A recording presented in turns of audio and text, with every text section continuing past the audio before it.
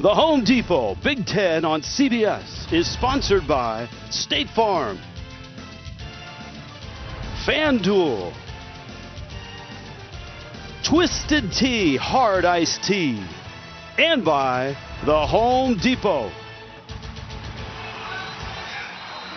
Senior days are always so special. Javen Wright, Deshaun Singleton, and Henry Letofsky getting their flowers and the hug from their head coach. Tiffany Blackman down below. Any heated dialogue down there, Tiff? Well, Rich, we know there's no love lost between these two teams. And if you recall, last season's matchup heated before it even started. So the Cornhuskers, they were not happy with the police presence around the Iowa midfield logo. That's usually where they would gather before games. So when it came to the captain's handshake before kick, well, the Cornhuskers didn't shake the hands of the Iowa players. Iowa saw it as a sign of disrespect, especially former linebacker Jay Higgins, who made it a point to shake Coach Matt Rhule's hand after their victory. As for today's handshake, Rich, business as usual. We'll see how the game goes. Happy to report that for sure.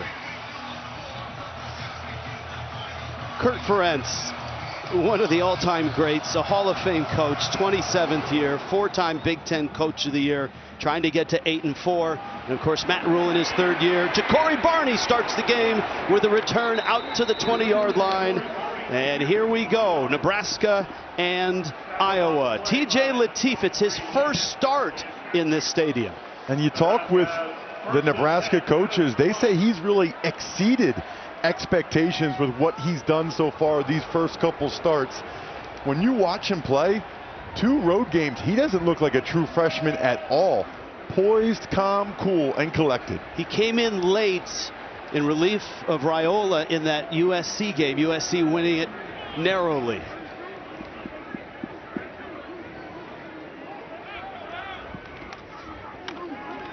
No surprise, Emmett Johnson. And Johnson,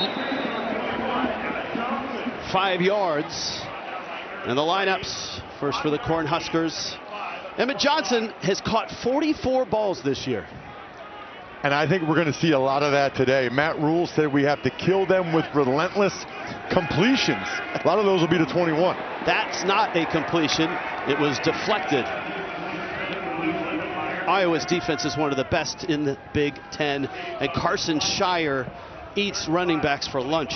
He was awesome last Saturday against Michigan State. 10 tackles, 3 tackles for loss. Look for him to run through a lot during this game. What does that mean? That means he's going to attack the line of scrimmage downhill. He tries to get in the backfield before the double team can get to him.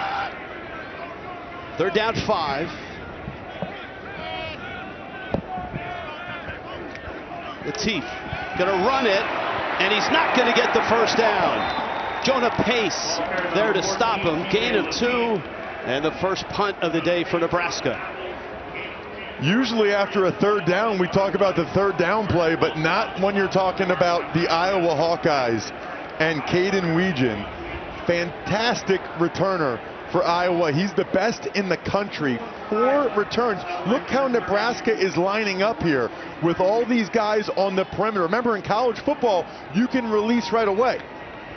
They have an Aussie punter who punts with either leg. Weegan in traffic, gonna let it bounce. And that feels like a win for Nebraska. Weegan didn't get a chance to return it. It's Archie Wilson, the Aussie. He can go right, he can go left. And now the first touchdown for Iowa. Mark Gronowski, of course, 2 national championships and a Walter Payton Award at South Dakota State. And a good year here with Iowa. No college quarterback has ever won more games. I enjoyed following his career as an FCS guy at South Dakota State. He's done a nice job here with Iowa. I said earlier, the passing game hasn't really been great, but 13 rushing touchdowns. A lot of them exactly when the Hawkeyes needed it. They're a run-heavy team. Kamari Moulton with the carry, and Nebraska is there. Keona Davis with the stop. This is one of the best offensive lines in the country, and Logan Jones is their leader. The center Outland Trophy finalist, there's only 3 of them, making his 50th start He grew up in Council Bluffs, Iowa, actually wanted to be a Cornhusker, but they didn't offer him until after he committed to Iowa. Moulton again right side. A little more push this time, but not a lot of yards to the 42. Nebraska's defense very good against the pass, not so much against the run. You would expect Deshaun Singleton to be involved in a lot of tackles during this game for Nebraska to have success. Against Penn State Saturday night, he had 10 tackles, 2 for loss, and a sack. He was everywhere. This is his senior day, senior game. He told us a win in this game would mean everything. 3rd down and 6. Weegen is split, bottom of your screen. Blitz comes. Gronowski fires on target, caught there. Sam Phillips dropped it. Couldn't hold it. It's incomplete. Donovan Jones, a redshirt freshman on the coverage. Well, he was wide open. He just ran the out route, and Gronowski put it right on him. That has to be a completion. What a job by Donnie Jones. Watch that right hand uppercut right here. Boom! Uppercut and punches the ball out. That is beautiful by the redshirt freshman for Nebraska. That's why you never give up or concede the completion. Love him finishing that play till the end. Winds swirl in this stadium. Right now it's pretty calm and a really towering punt. And that's Ja'Cory Barney with a fair catch. Backed up at the 10-yard line. Nebraska and Iowa on a chilly morning here in Lincoln. TJ Lateef trying to stay warm right now. Second possession for Nebraska. Last 2 meetings are almost identical. Ross Tucker. It is crazy. In both those games, Nebraska had the ball with less than a minute left in a tie game and somehow lost both of them in regulation. I still can't believe they lost last year. They had 20 first downs. Iowa had 5 first downs. As you see, the heroes the last 2 years, Llewellyn and Herkett, have made the game-changing turnovers in the final minute. Johnson out to the 15. It's going to get about 6 yards. 2nd down and 4. Nice start so far. This is just a duo play, double teams at the point of attack.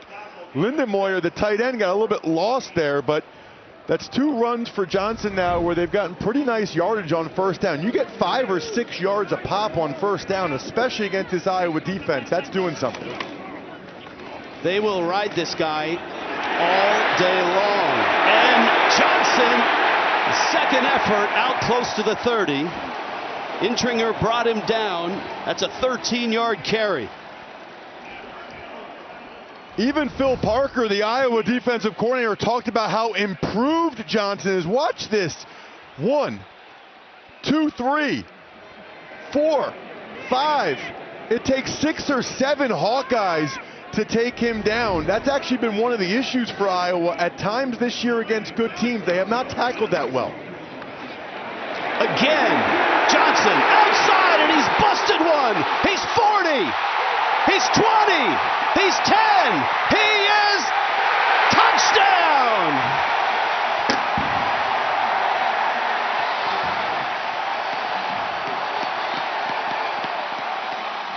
The official has a touchdown. They'll probably review it. 71 yards.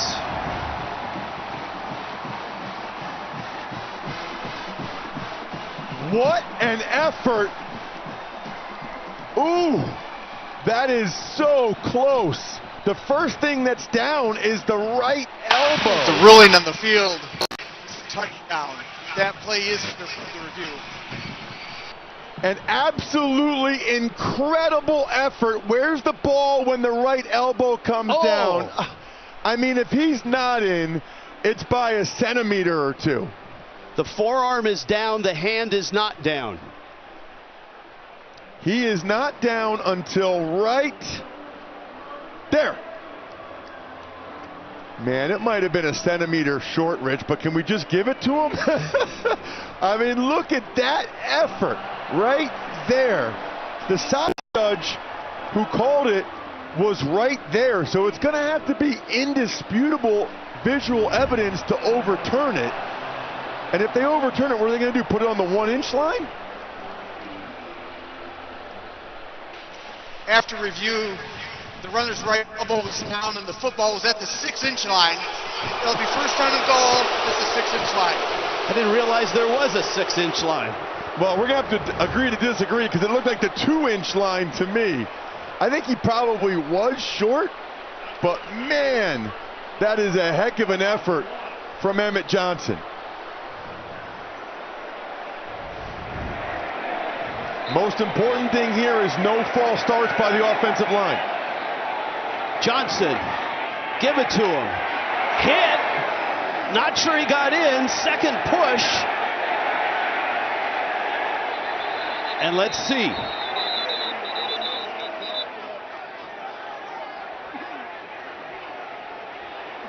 Nebraska thinks they've scored.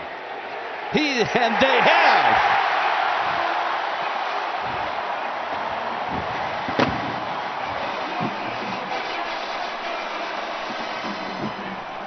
Emmett Johnson, the junior from Minneapolis. Well, they stopped him initially. Carson Shire stopped him. He was short there, but he wasn't down. So watch the Nebraska offensive linemen come and start to push him like they're the Eagles doing the tush push. And the belief is that second effort was enough for Johnson. And I don't know how you can tell with that mass of humanity right there. They're going to take another look at this one. Good luck finding a clear angle.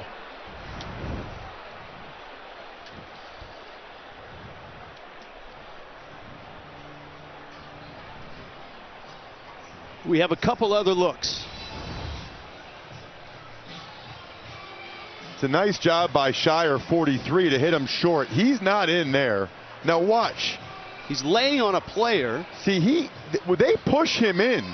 And if they didn't blow it dead and say that his forward progress is stopped, I think the ball did break the plane with that push from the offensive lineman after the initial surge.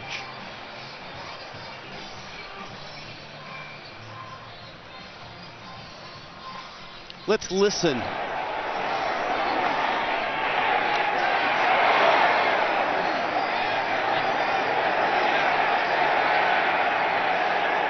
You're right, no whistle until the end. After review, the ruling on the field of a touchdown is upheld.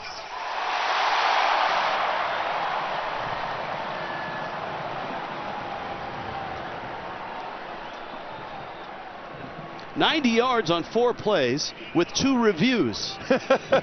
We told you they were going to give him the ball a lot, and they are.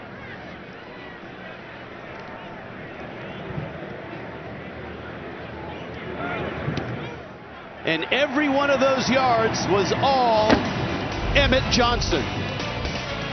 It started with the long run on the jet sweep that he almost took all the way and just barely got tripped up. But they were able to finish it off on the very next play. 7-0 Cornhuskers.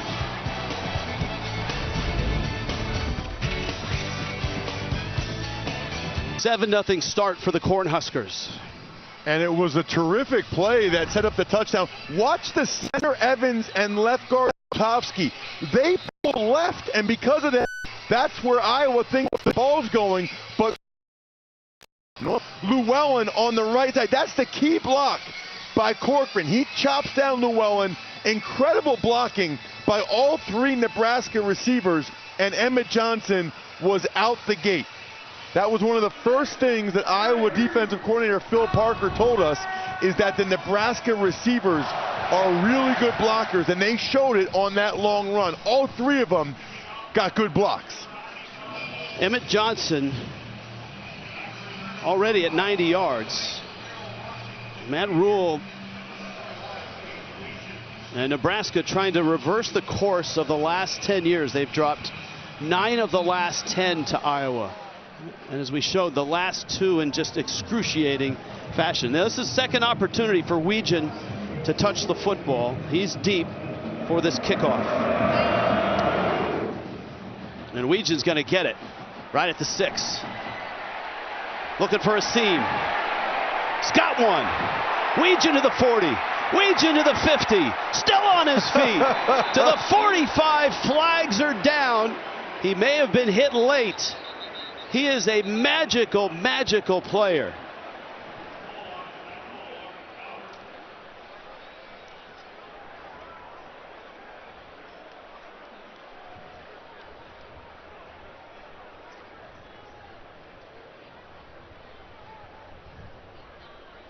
He has been the best play Iowa has had this year. Personal foul. Face mask. Kicking team number 90. 15-yard penalty added to the end of the run.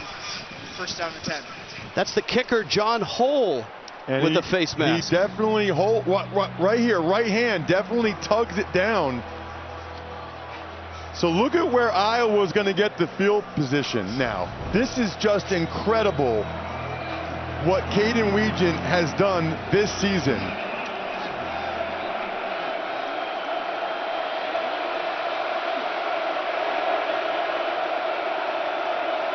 Dayton Howard in motion. Gronowski. Moulton on the ground.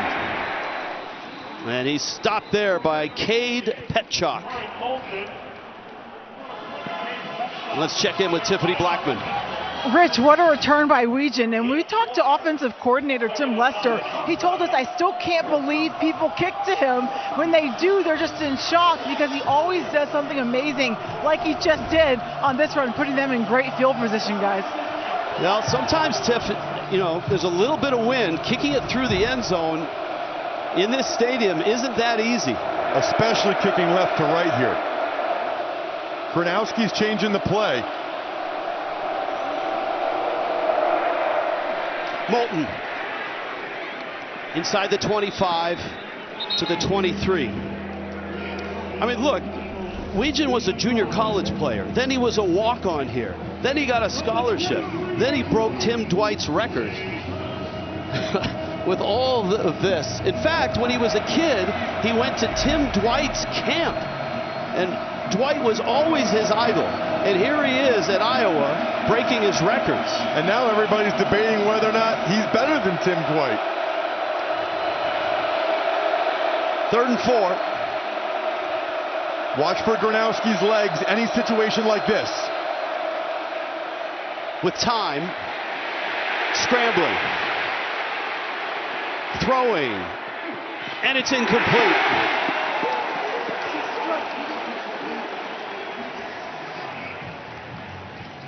DJ Vonami, the intended receiver. Let's see if we see any separation from any of the Iowa receivers.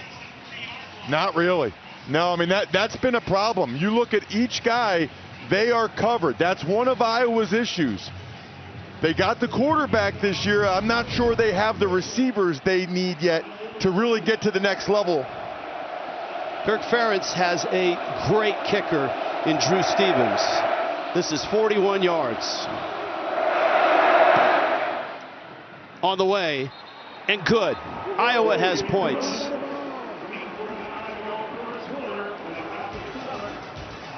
Nebraska with a long run. Iowa with a great return by Weegin. And they get on the board. 7-3 here in Lincoln. And on comes Stevens to finish it off.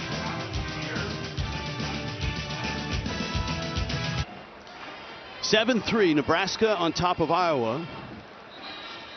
Last time Nebraska had the ball, Emmett Johnson ran wild.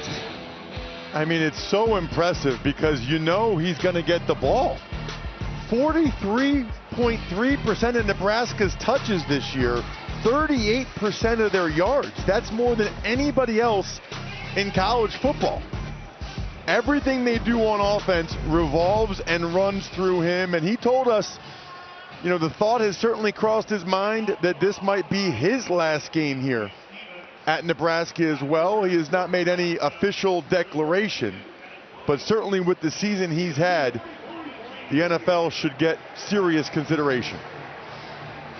You know, Dana Holgerson is a great offensive coordinator. At the start of the season, he said, I was going to do running back by committee, spread it around. And then after he saw Johnson for a few times, it's like, no, this guy's getting the ball 25 times a game. Barney from his end zone. Good special teams work by Iowa. Preston Reese made the stop, 13 yards on the return. Johnson has 4 consecutive 100-yard games, and he's just 5 yards shy of his 5th straight.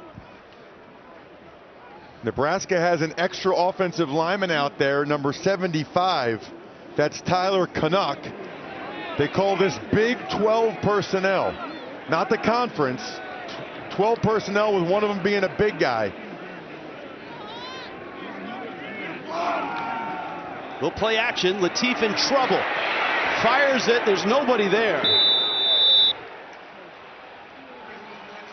Jaden Harrell put the pressure on. Well, Harrell read this perfectly. They run the boot. Watch Harrell, okay? He's not fooled. They run the boot away. These guys are so well coached for Iowa. It's unbelievable. Bootleg away, and he's right there ready for it. Johnson again. And Iowa's ready for him this time. Gain of maybe 2. Brian Allen made the stop. It was not, by the way, intentional grounding the play before because Emmett Johnson was in the vicinity. The officials announced that, but it does bring up 3rd and long. Phil Parker brought more blitzes against Michigan State last week than he normally does. We'll see whether or not Iowa comes with pressure or just rushes 4 and plays zone behind it. Phil Parker is like the godfather of defensive coordinators in the Big Ten. Latif, crossing pattern in traffic. It's caught. Is it enough? I think it's short. Dane Key made the catch. And this is going to be Nebraska punting to Weegan again. 51 yards on that kickoff return by Weegan. He did not get to return the first punt return. Look at this number. His average return yard is 28 a return. Nebraska is punting into the wind here. You do not want to get the ball too high in the air. End over end. And again, it's not a long punt, but it feels like a win for Nebraska. But those are hidden yards. I think Nebraska's doing the right thing, but that's an extra 10 to 15 yards for the Hawkeyes. I guess that's better than 50 for the Hawkeyes as they get terrific field position again to start this drive. We'll see whether or not Iowa can cash in. 3 in Lincoln, midway through first quarter. Time to check out our Discover Conference update. Of course, Indiana, Ohio State undefeated right now. Oregon has a path with a win at Washington tomorrow on CBS. Ohio State lost at Michigan. That would help. Michigan's chance of making it 45% with a win currently sit at 12%. Well, Indiana, Ohio State, and Oregon are 3 of, I would say, the top 5 teams in the country.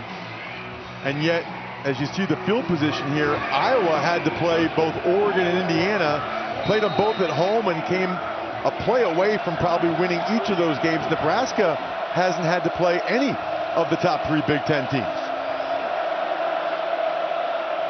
Kamari Moulton in the backfield. Gronowski play action. Sets. Rolling. Little dump off. Bonami with the catch. And he's inside the 40. That's a gain of about 13.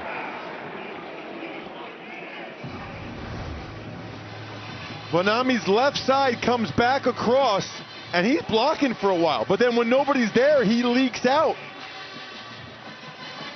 Bonami's really more of a receiving tight end, but they've been impressed with his progress as a blocker. They weren't sure he'd ever become a good enough blocker. He was a walk-on and was a quarterback.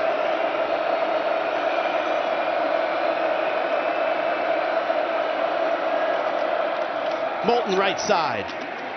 Well, that hole closed quickly.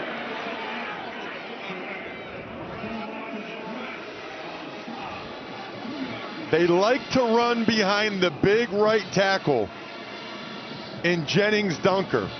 6'5", 325. Looking at him on the field before the game, he looked like one of the dudes in Game of Thrones. He looks like he should be throwing kegs or something in Scotland. He's all Big Ten. In the strongest man competition. All Big Ten and all big hair. Second down, 7. Nebraska brings heat. Gronowski, back foot throw, man wide open. Bonami with the catch. Touchdown, Iowa. 35 yards.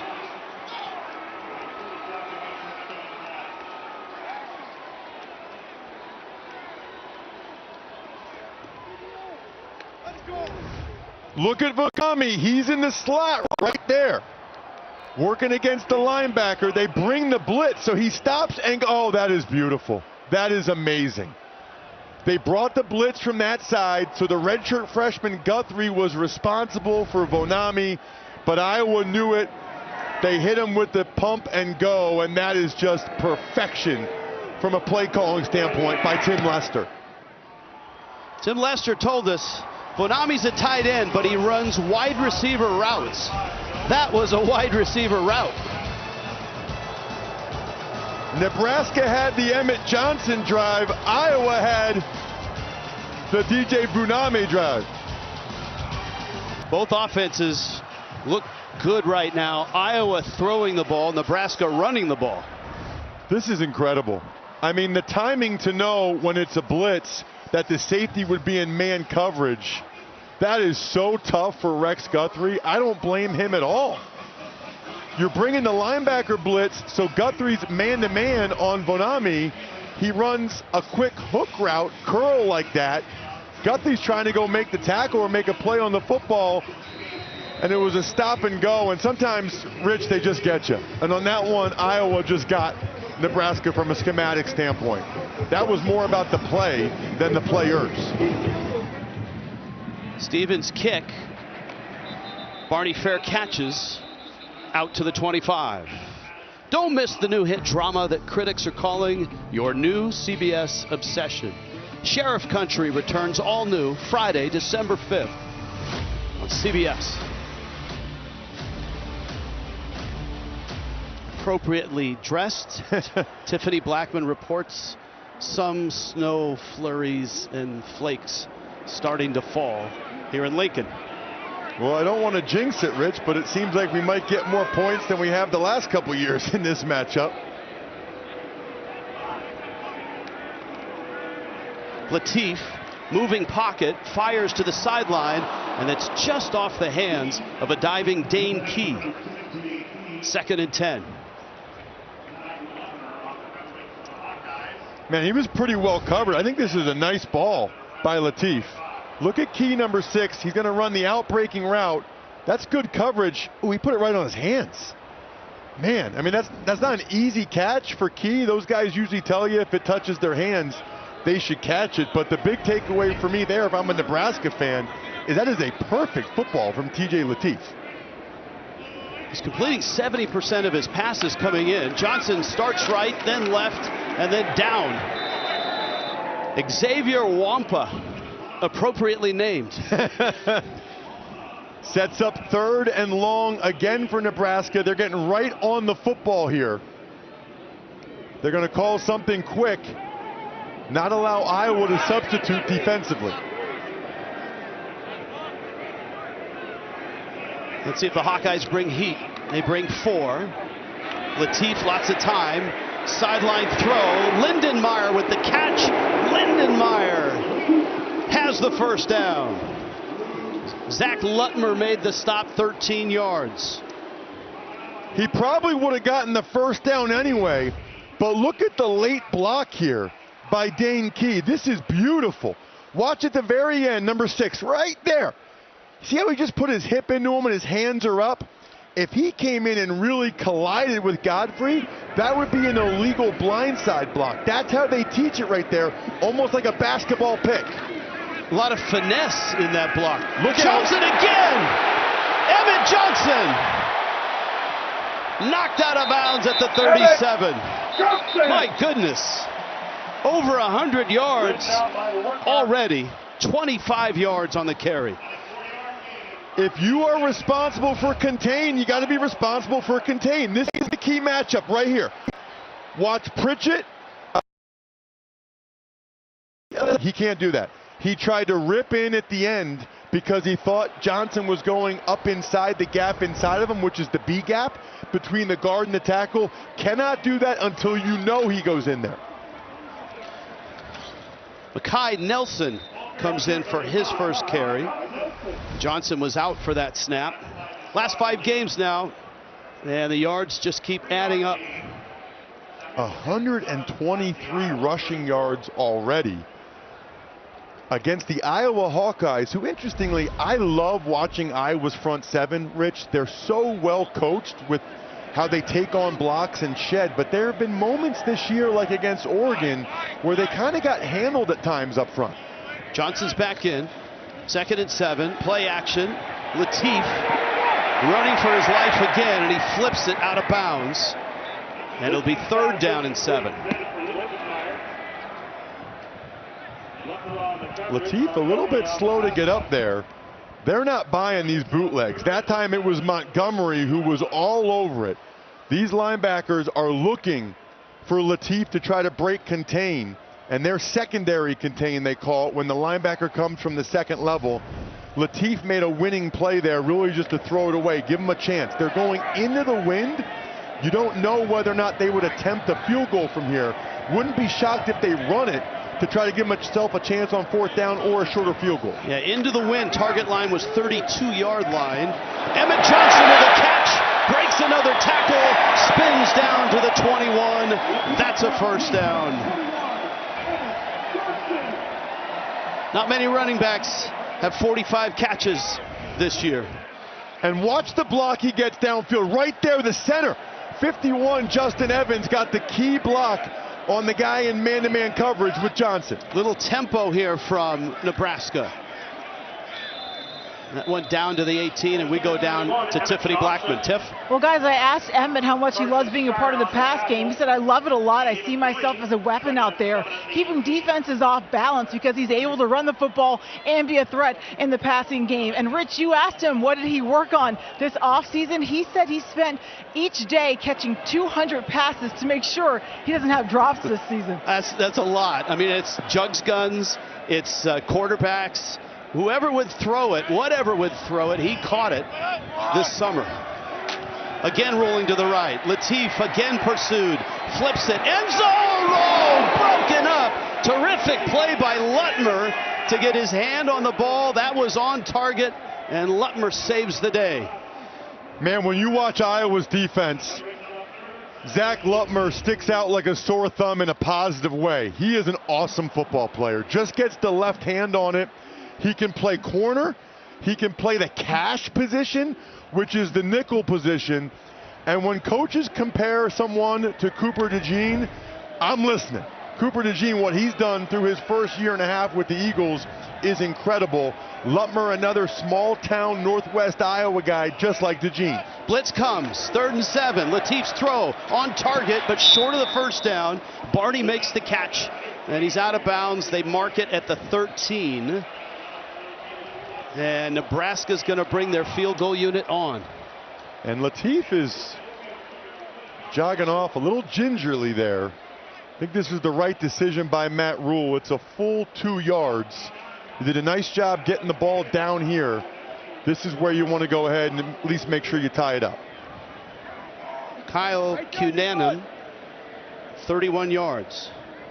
Cunanan, 13 of 16. Has a good leg. 52 yards is his long one. That one he knocks through. And this game is all tied. Late in the 1st. Snow starting in Lincoln. Iowa 10. Nebraska 10. TJ Latif getting attention on the bench, and it's not from his offensive coordinator. They're looking at that lower body. Well, he got up limping after this tackle by Montgomery. And on the sideline, you can see him stretching his left leg.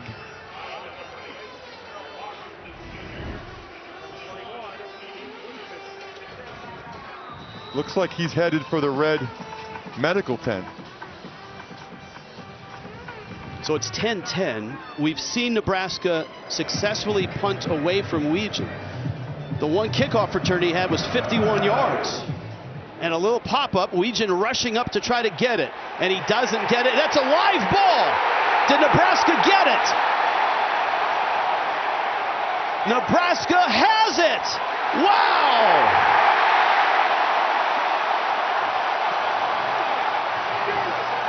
Mike Eckler, the special teams coordinator, they brought him here from Tennessee. He's one of the best in the business, and that's a huge play for the Cornhuskers.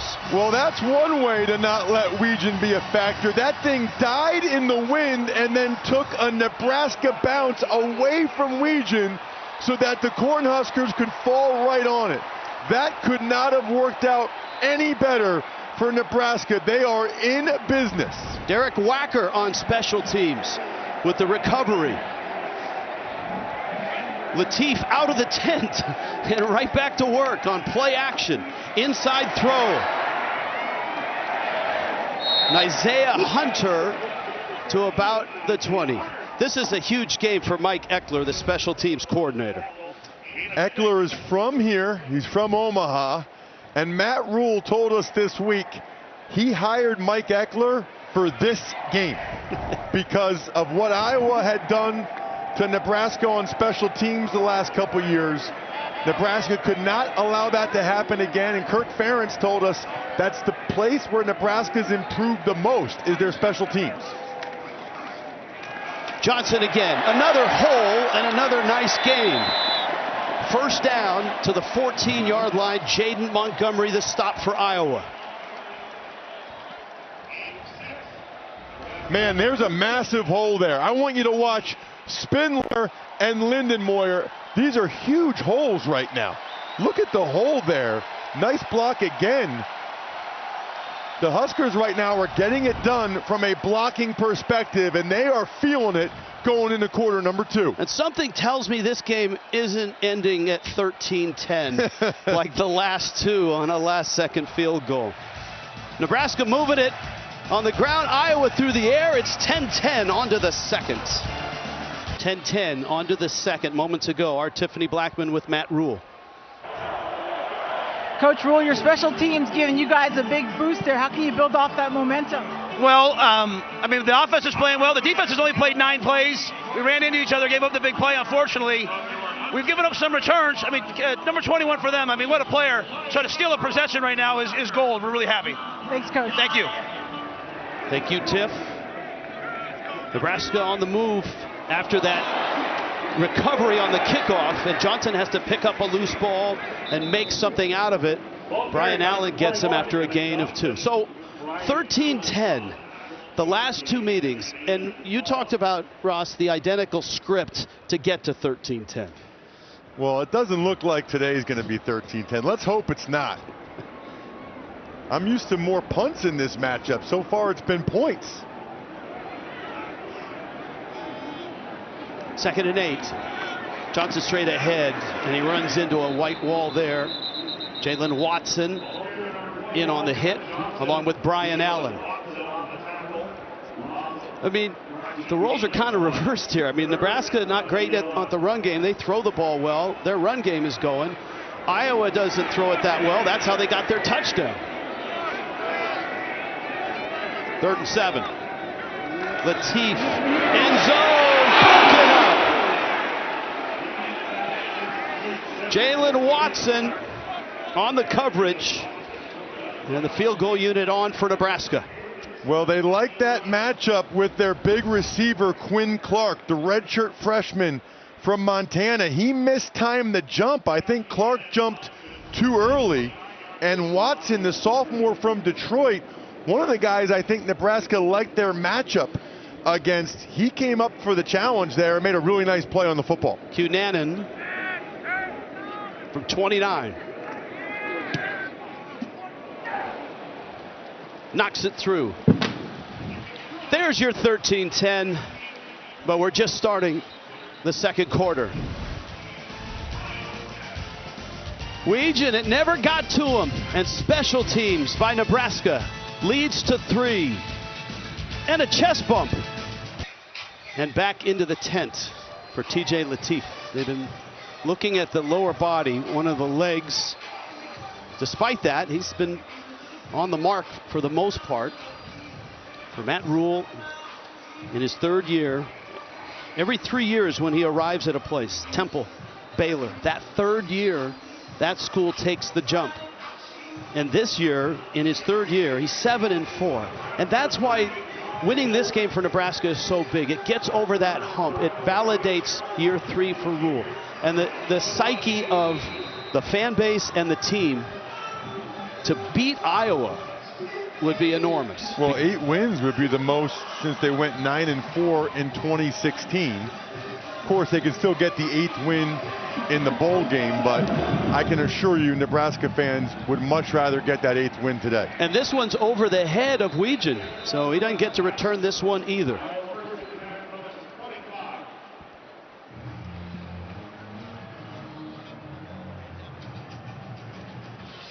Hit every highlight with CBS Sports HQ, streaming free 24/7. You can download the CBS Sports app to watch today. You can see Tiffany Blackman, Amanda Guerra, all of our good friends, Chris Hassel. Well, and now Iowa has the wind at their back.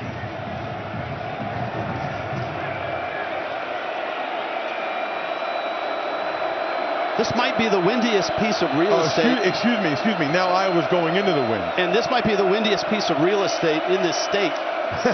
This stadium, molten to the 27. Both coaches talked about how it swirls and it's often so unpredictable here. Well, I was talking with Mike Eckler, the Nebraska special teams coordinator, before the game, and he said because all 4 corners are open, you know, it's the windiest place in the state, and you can see when Nebraska was kicking it from left to right, they couldn't get it near the end zone, and then on that last kick here in the second quarter with the wind at their back, they were able to kick a touchback.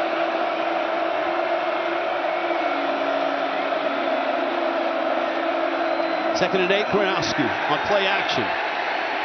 Fires over the middle. On the mark, Vanderzee with the catch. And Reese Vanderzee, who had a huge catch in that last drive against Michigan State, hauls it in.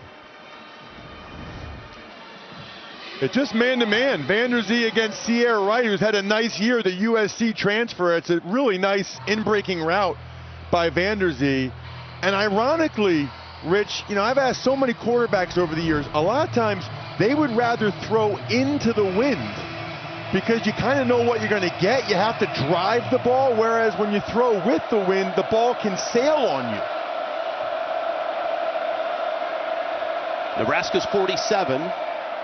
Gronowski, little flip, difficult catch, and Phillips is going to get to the 46. Kirk Ferentz said Mark Gronowski is the perfect quarterback for us. Well, it's really interesting talking with him. I was surprised he stayed at South Dakota State last year in 2024 because, you know, after winning back-to-back national championships for South Dakota State, that he had all kinds of portal offers, and candidly, I think he thought he would have a really nice year and then go to the NFL. When that didn't happen, he explored his options and chose Iowa. Second down 9. This is Patterson with the carry to the 44. This will bring up a third down at about 6. Dylan Rogers, who plays the jack position, made the stop for Nebraska. Gronowski was pretty clear that he's been disappointed with the passing game. Obviously, he had higher expectations and aspirations. We have not seen him use his legs yet in this game, but when he absolutely has to, that's when he does it. Could be that situation here on 3rd and 6 around midfield. He averages 40 yards a game on the ground and has 13 rushing touchdowns. And this is 3rd and 6. Blitz comes late, and there go the legs. Good call there, Ross. And Gronowski is weaving his way to the 20, to the 15, and is out of bounds. Excellent scouting report. And watch Bo Stevens, the guard. He'll end up getting the key block. They all set. It's pass. It's pass. Nope. No, it's not. Watch Bo Stevens right there on Singleton. Pancake. Knocks him right on his keister, and Gronowski is off. He is not a speed demon at 235 pounds. He's more of a power runner. But I told you, in gotta-have-it situations, they run it with number 11 a lot. Inside the 15. Quick pitch there.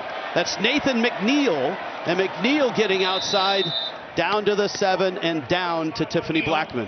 Hey guys, after that Gronowski run, it reminded me of our conversation with him, and he said a lot of his runs have really come off of read options where he's reading the defensive ends, and when Kamari's been running really, really well, so they start keying in on him, which then leaves him open for some big yards off the edge, and he said being mobile gives him a ton of options in the game to instill himself, and we saw that on that run before.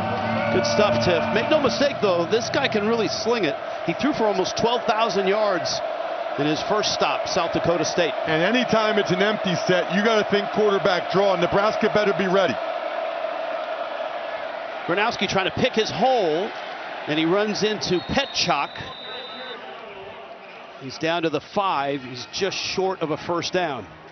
See, Nebraska defended that very well. But Gronowski's powerful enough that he's able to get a couple yards and run through and over defenders. Sets up third and less than a yard for the Hawkeyes.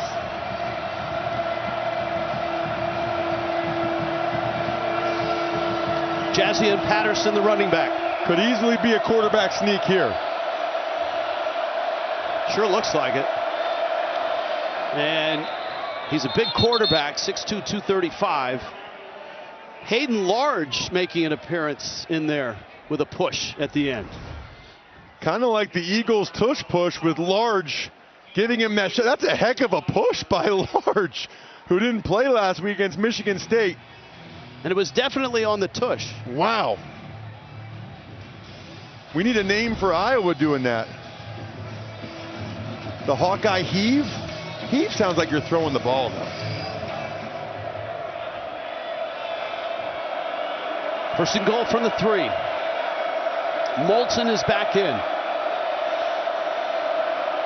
Gronowski looking, quick throw, and it looked like he was looking for Vanderzee's back shoulder, but Vanderzee was bringing the pattern back inside. Second and goal. Man, I'm impressed by this young corner for Nebraska, Donovan Jones. Look at that, gets hands on him. Really physical. Obviously, Vanderzee and Gronowski not on the same page. Remember, Gronowski missed all of spring football. He got hurt in the second to last game for South Dakota State, so that's one where they're not on the same page. If you run the quarterback here, you get an extra blocker.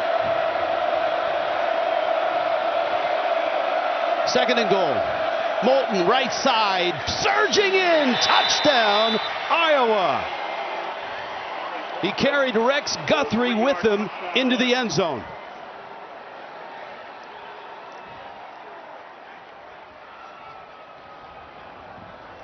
It's the push from the left side that did it. Just watch these guys on the left side. They're going to knock Van Poppel and Nebraska back. That's just enough. That movement allows Moulton to get on the safety, Guthrie, and that's tough duty for a redshirt freshman like Guthrie to just stone Moulton, who runs behind his pads. Extra point good. 10 plays, 75 yards, almost 6 minutes of clock. Now that's Iowa football. Well, it is this year with the quarterback running it often, and even when he doesn't, Nebraska had not one but 2 defenders ready for Gronowski. Touchdown, Hawks.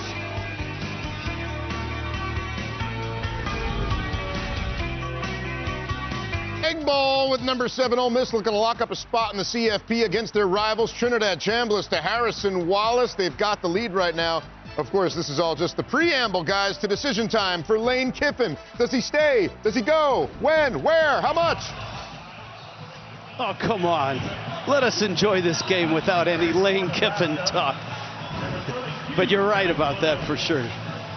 There's your playoff bracket. Ole Miss sitting at 7 right now. The amazing thing, too, about Iowa, there are 4 close losses. They win 2 of those 4 games, they might be on your screen right now. Well, they lost those 4 games by a total of 15 points.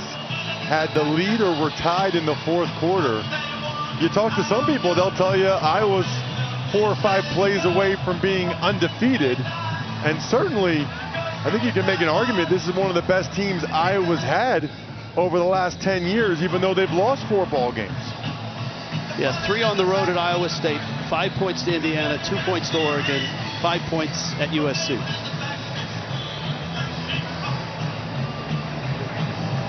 Snow starting to fall with a little more fervor here. Barney up to his 12. Nice move there. And gets out to the 27. Let's check in with Tiffany Blackman. Tiff? Hey guys, a bit earlier we saw Nebraska quarterback TJ Lateef go into the medical tent twice. And guys, during that last Iowa drive, he spent the entire time on the bike. Seems like he was warming up. He did emerge from that tent and off that bike with some sort of left wrap, kind of a brace on that left knee. That is his plant foot when he's throwing, guys. We'll see how it impacts him in this game. Well, that is critical because I really felt like Lateef's mobility and ability to run could be a big factor in this one. He might be limited now. Emmett Johnson has been a large factor in this game. And he carries it out to the 31-yard line. And Emmett Johnson's name is written all over this possession chart.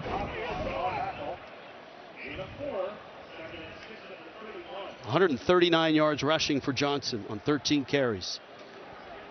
Even that play right there, when it feels like Iowa defends it really well, he's still getting 4 or 5 yards to put Nebraska in a pretty favorable 2nd down situation.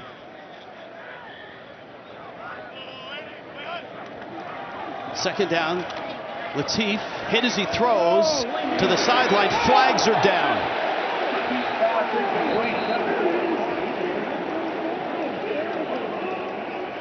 Xavier Wampa and Ja'Cory Barney dueling on the sideline. Prior to the pass being thrown, holding defense number 7. 10-yard penalty from the previous spot, includes an automatic, down.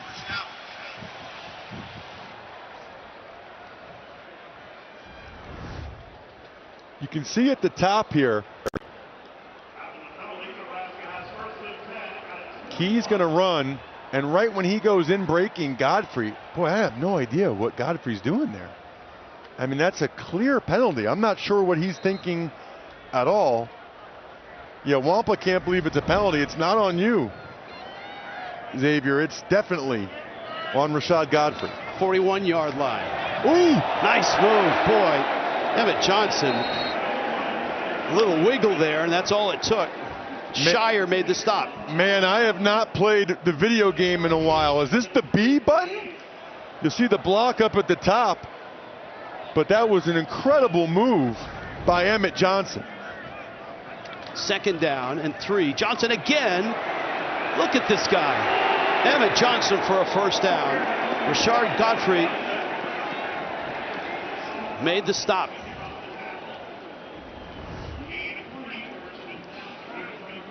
Once again, it's the blocking on the perimeter by Nebraska which stands out. That time it was Dane Key again getting a key block, and right now Nebraska is playing without one of their best safeties, Cohen Intringer. 153 yards already for Johnson. Isaiah Mosey in the game. And he bounces off the pile down to the 42-yard line. The forecast for today changed like every 2 hours for the last 3 or 4 days. First it was going to snow, then it was going to sleet, then it was not going to snow. And it's snowing, and no one better to talk about that than Tiffany Blackman, who's down in it. Yeah, I thought the heated gloves, heated vest, and heated pants would work in my favor today. Not so much, but I can tell you guys that the snow, it's blowing sideways, and that's due to that wind. So it might be a little bit wet out there, too, for these guys. Tip's going to spend all the halftime at a charging station to keep all of that stuff charged. Mosey now on second down. And Mosey close to the first down, short by a yard. Harrell made the stop. It's half a yard, and they should run a quarterback sneak here. Rich, we've done enough games together. You know it's by far my favorite short yardage and goal line play. Yes. By the way, I've been told by Iowa fans on social media at Ross Tucker NFL, it's the Gronowski-Plowski, which I love. Nebraska out of the gun here. Not a big fan of that. Third down and short. Big fan of this, though, I would guess, and that's Johnson, who makes a couple of moves.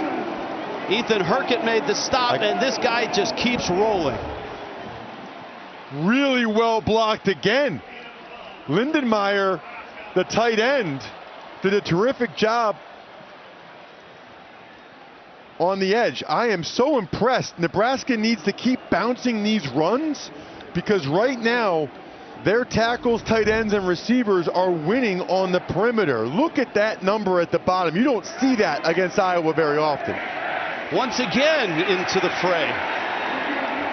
To the 18, Aaron Graves made the stop. What do you make of this? I mean, Nebraska's had trouble running the ball, consistently until this guy showed up with the 100-yard games. They're dominating on the run right now. Iowa's doing most of their damage through the air. Well, listen, Nebraska has gotten better on the offensive line. They're not quite where Matt Rule wants them to be in the sense that they're not dominant up front on either side of the ball yet, but you bring in guys like Pritchett at left tackle, Spindler at right guard, that helps. Play action, Latif going to throw it for the corner, and it's incomplete. Lutmer again in the corner. Terrific defense. Trying to get the ball to their best receiver. There's a lot of contact. The Nebraska faithful don't like it. Iowa is in a zone coverage. Here comes Lutmer. Well, I don't know. That's one where if you're Key, if he would have fought through Lutmer's body a little bit more, I think he might have gotten the call. I'm okay with the no call there as long as they're consistent the rest of the game. So it's third down and 4. Blitz comes. Johnson this time is going to be stuffed. Ooh, and he's slow to get up. Bryce Hawthorne, one of the first to get to him. And now it's decision time again for Matt Rule. 4th and 3. He's at least keeping the offense out there for right now. Sometimes on a play like this, they'll at least do a hard count to see if they can get the free 5 yards. Right now, Iowa's telling their defense to be careful. Nebraska's taking way too much time here. Going to end up using the timeout here that they didn't need to. Or they take the delay potentially.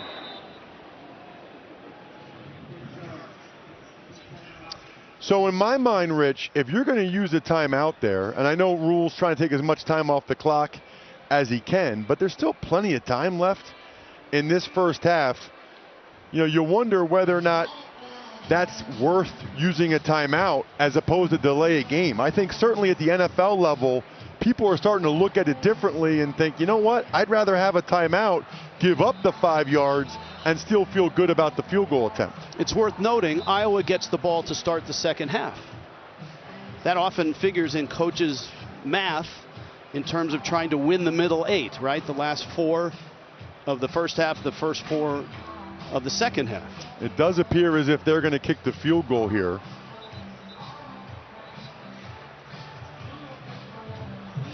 That's one where I'd be curious to see what the analytics say. My guess is the analytics would say this would be a situation to go for it. But Matt Rule wants to at least be able to take the lead with another field goal. 15 of 18 this year is Cunanan.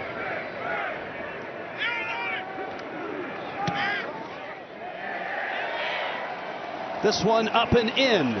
1-point game. 3 minutes left. Snowy first half in Lincoln in the Big Ten.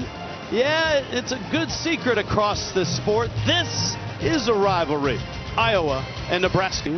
2:53 left first half. Coming up on the Geico Halftime Report, Adam, Aaron, Rick, and BJ catch you up on all the action today on this Black Friday, the traditional football day in college football. Of course, CFP ramifications all coming up on the Geico halftime report. A variety of outfits here in Nebraska. A lot of red, obviously.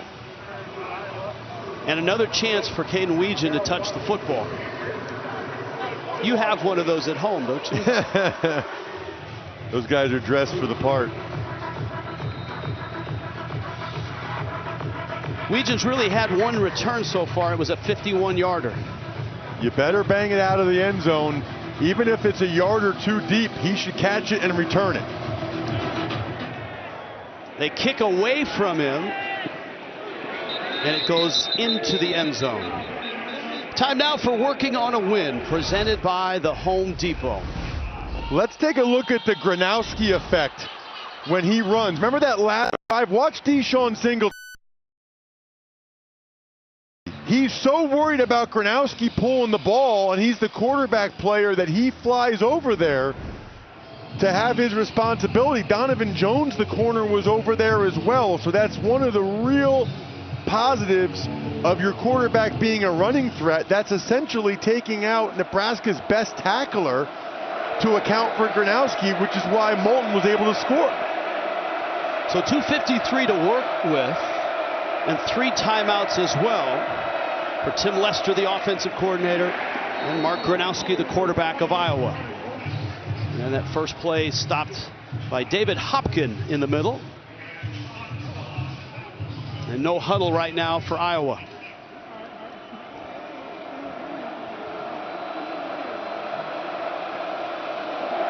This is Moulton off the left side, and he's loose. Moulton racing across midfield to the 40. Donovan Jones makes the stop, and Iowa's in business here.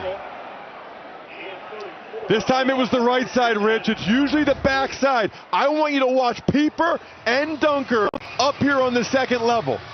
They are so well coached. Pieper gets one linebacker, Dunker gets the other, and Moulton is off to the races. That's what it looked like a lot Saturday night for Penn State against Nebraska. 2-minute timeout. Fun first half in Lincoln. Iowa's marching 17-16 Hawkeyes. Final 2 minutes of the first half, presented by the Active Cash Card from Wells Fargo. Iowa football, and they've got all their timeouts. Ball sitting at the 40. And because of that, Rich, they really want to score slowly here. Kirk Ferentz's goal is for Nebraska to have as little time as possible after this Iowa possession. So wouldn't be surprised if we see a couple more runs here to start this drive, or start this series of downs now after the 2-minute timeout, with the way Iowa has been running the football these last couple plays. I think they'll keep it on the ground and keep that clock moving, knowing they have all 3 timeouts if they want to use them.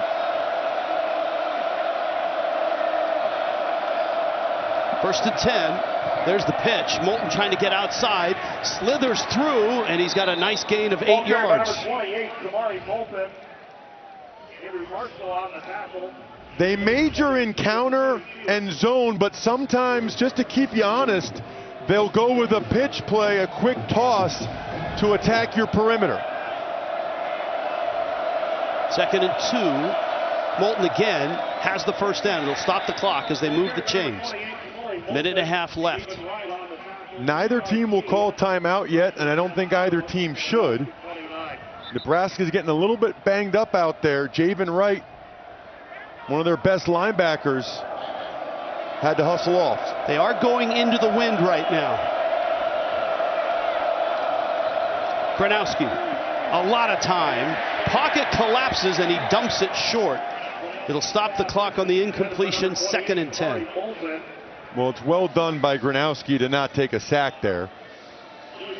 Feels like this happens a lot when you watch Iowa play, though, Rich, where, like, it's a clean pocket. He doesn't see anybody. I mean, he does not see anybody open. A lot of times there isn't really anybody open. He doesn't want to turn it over or force it into a bad spot, especially since they're already in scoring range. Drew Stevens, their kicker, has a really strong leg. So this distance is no problem, even with the wind in his face. 2nd and 10. Again, a ton of time. Escapes the pocket. Flag is down. Into the slide goes Gronowski.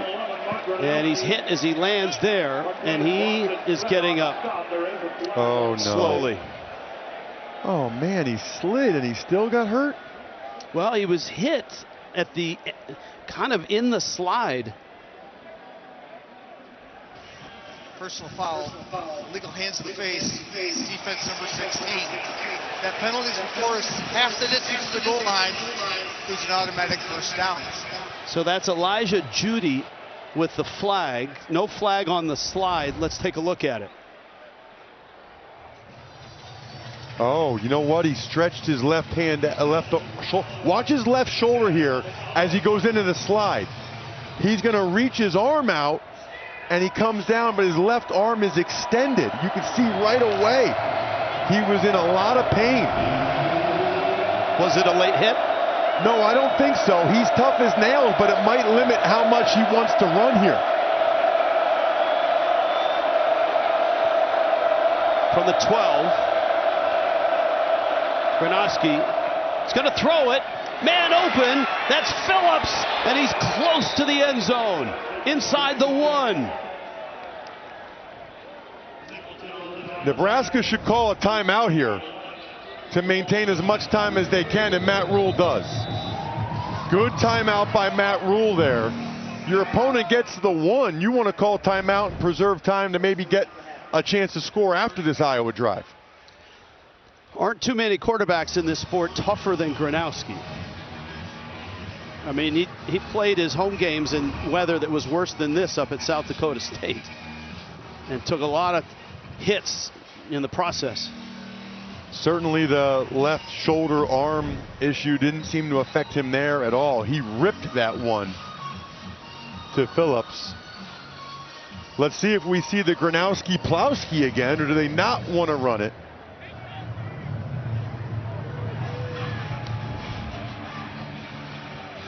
Here's another look at the slide.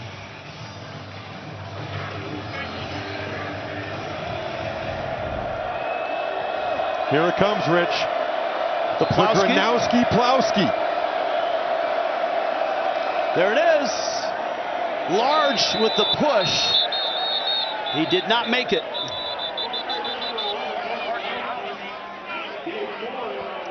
He didn't get in, but he got closer, and that forces Nebraska to use their last timeout.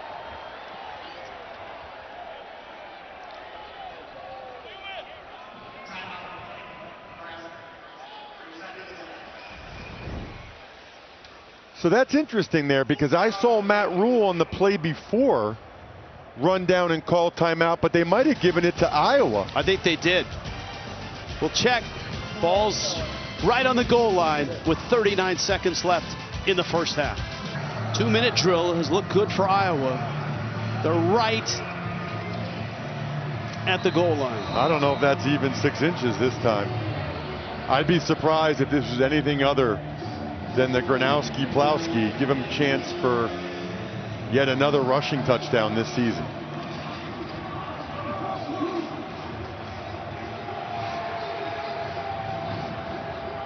.39 seconds left.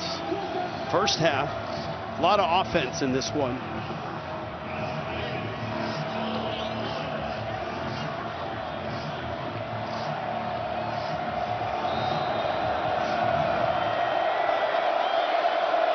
Patterson, the running back.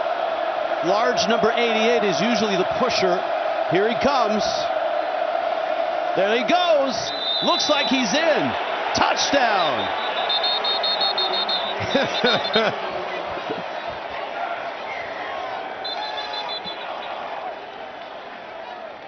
Such a great sport.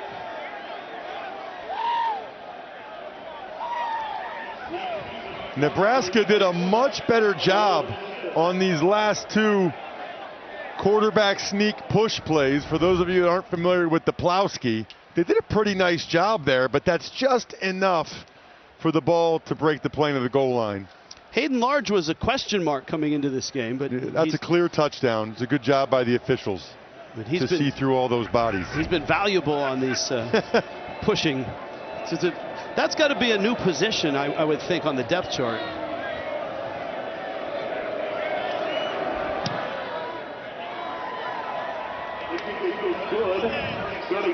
Great execution by Iowa. Down the field they went. Large behind Gronowski. 24-16 Hawkeyes. Perfect weather for this rivalry here. I'm serious. This is it. This is great football weather. Paramount Plus, the new home of UFC. Starting this January, you can stream every fight live with just one subscription. UFC on Paramount Plus. It's on.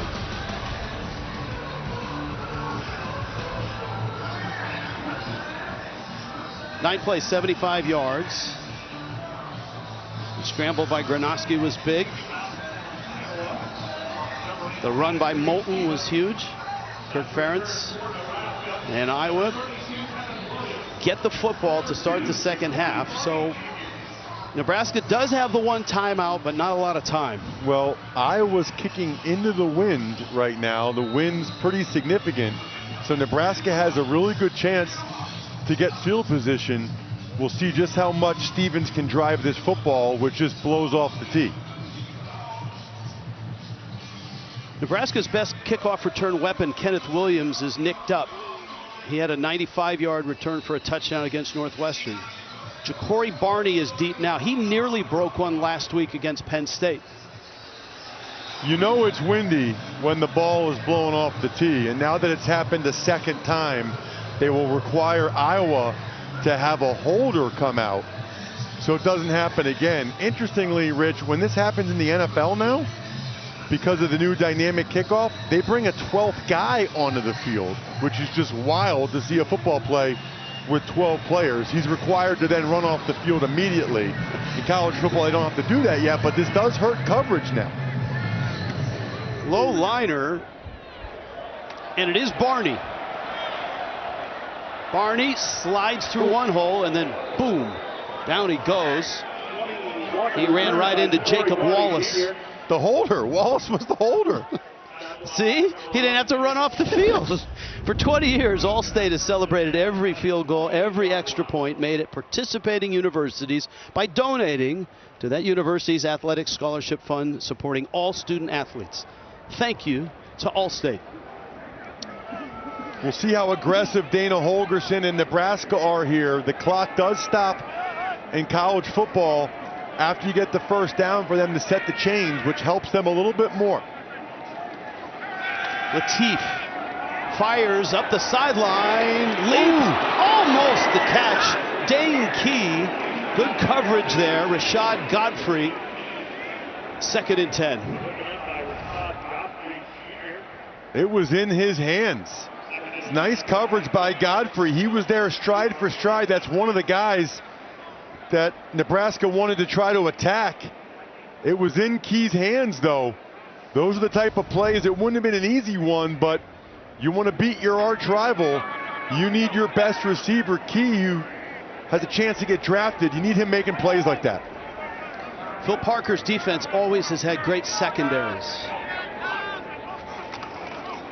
On the ground this time. And Johnson, and this kind of dictates what Nebraska will do here. They're not going to stop the clock. They may try to get another snap off. They do have the one timeout. Johnson's still in the backfield. Latif's going to throw it. Clock might expire here, and Latif takes a big hit, and he's down. Max Llewellyn. So if you're not going to call a timeout, you might as well just take a knee, because this could have been disastrous. I mean, that could have been a strip sack by Llewellyn. Nebraska fans are familiar with that. And you've got Latif taking an unnecessary shot. He's already banged up. Well said. That was Llewellyn last year with 20 seconds left in the game with a strip sack. You know, they let the clock run all the way down, and they snap it with like 5. This is the right decision. It's 4th down, so they got to take at least 3 seconds off. You can't just take an immediate knee. Down he goes. Smart. Entertaining first half for sure. Pushing and shoving ensue. Crowd not happy. It is a rivalry, and Iowa has dominated it, winning 9 of the last 10. You see, he was standing up there. Llewellyn was trying to get in there and get at him. They're not going to let him stand there as long as he wants to. And let's send it down to Tiffany Blackman. Coach, your quarterback playing tough. How is the use of his legs being able to extend plays and just go on the run impacting what Nebraska's defense is trying to do? Yeah, Mark's been doing that all season long. He's a really a strong leader for us. Good with his feet, obviously, and made a couple good throws too. And then the running back on Nebraska, Emmett Johnson. How can you guys slow him down? Well, we had a lot of respect for him coming in, more so even now. See him in person, hurt us on that screen pass, then his rushing, that touchdown was beautiful. So he's a really good player. Thanks, Coach. Thank you, Tiffany. Fun first half here. Iowa, Nebraska. Iowa on top at the half. 24-16. On to Adam Zucker in New York for the Geico halftime report. 24-16, Iowa at the half on top of Nebraska. Iowa gets the ball to start this second half. Rich Waltz along with Ross Tucker, Tiffany Blackman, braving the weather down below. A few snowflakes, but not bad. Usually in this matchup, Ross, there's a lot of punts and there's a lot of defense and grind it out.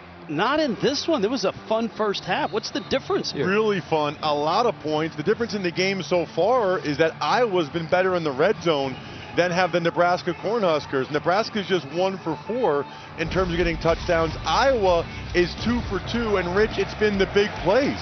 It started with the touchdown pass to Vonami with a terrific route by the young tight end. Then Gronowski had the long quarterback run, which set up the second touchdown, and finally Moulton at the end of the first half had another big run for the Hawkeyes. AT&T brings us the game trends. I know Emmett Johnson's been running for over 100 in his last 4 games, but he did this 177 in the first half. And still plenty of time to go. It'll be interesting to see just how high that number will get. But when the Cornhuskers get down there in the red zone, they cannot settle for field goals. They got to score touchdowns. All right, ready to go. Weejan's waiting, and another short kick. And a fair catch called for by Iowa. And we go down below, Tiffany Blackman. Tiff? Hey guys, well earlier in the first half we saw Nebraska quarterback TJ Lateef dealing with what appears to be some sort of knee injury. He's got some sort of brace or wrap around his left knee. Well, I asked Coach Matt Rule how his quarterback is doing. He told me he is battling through, and he said for a freshman to be in this kind of position that he couldn't be more proud of him, guys. All right, Tiff, you can see right next to him is Dana Holgerson, one of the real creative minds in college football. Of course, head coach at West Virginia and Houston, longtime OC. First touch, second half. Gronowski threw the ball well in that first half, fires it to the sideline. There's a flag down. Weejan with the catch, and he can't escape. It's to the 31-yard line. Let's see about the flag.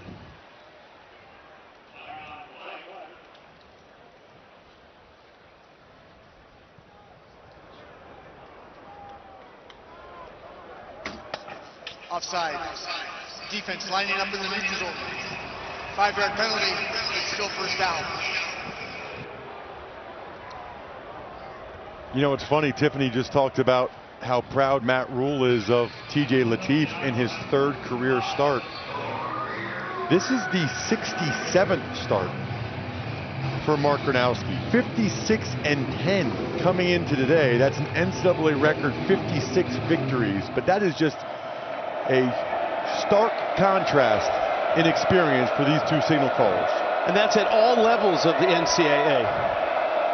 The 56 wins for a quarterback. Quick pitch.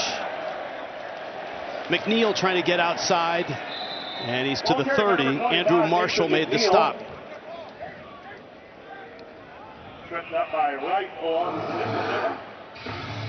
Feels like a really important drive here to start the second half. If you're Nebraska, the last thing you want, obviously, is to fall behind by 2 scores.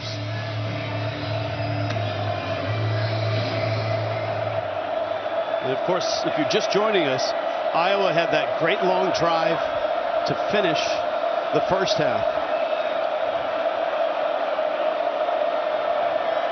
It's Howard in motion on 2nd and 5. On the ground, and Nathan McNeil, the freshman, getting some run here in this game, and he picks up a first down. Shavers made the stop. It felt like Nebraska had some guys in there, just the missed tackles. Javen Wright missed a tackle. And that was Shavers who tried for the tackle, and he's down. He's playing with that big club on that right hand.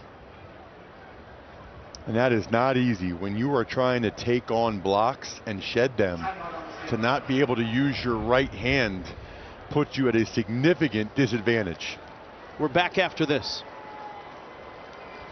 NFL on CBS doubleheader, feature games, playoff race implication, early slate highlighted. Texans and Colts will be in Pittsburgh for the key showdown between the Bills and the Steelers. It all starts at noon Eastern with JB and the guys on NFL Today, and earlier with us on NFL Today Plus. You can always count on Sundays with the NFL on CBS, streaming on Paramount Plus. Playoff picture, Ross. You're in the league a lot. What do you got? Well, I think the fact that the Kansas City Chiefs are all the way to the right in the hunt with the Baltimore Ravens, you just do not see that very often or expect it. Should be a heck of a run here down the stretch. Sellout crowd clamoring for defense. Iowa has scored on their last 4 drives. The last 3 have been touchdowns.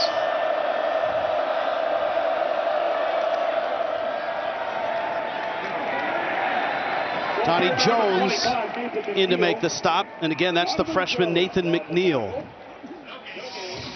Here's the possessions in the first half. Well, it's just been an outstanding job by Iowa offensively. Nebraska has to find a way to get a stop. That first down stuff right there against the run gives them a chance here. Now, we need to put that on your Christmas list. I don't think they can make it this far up, but that would be incredible.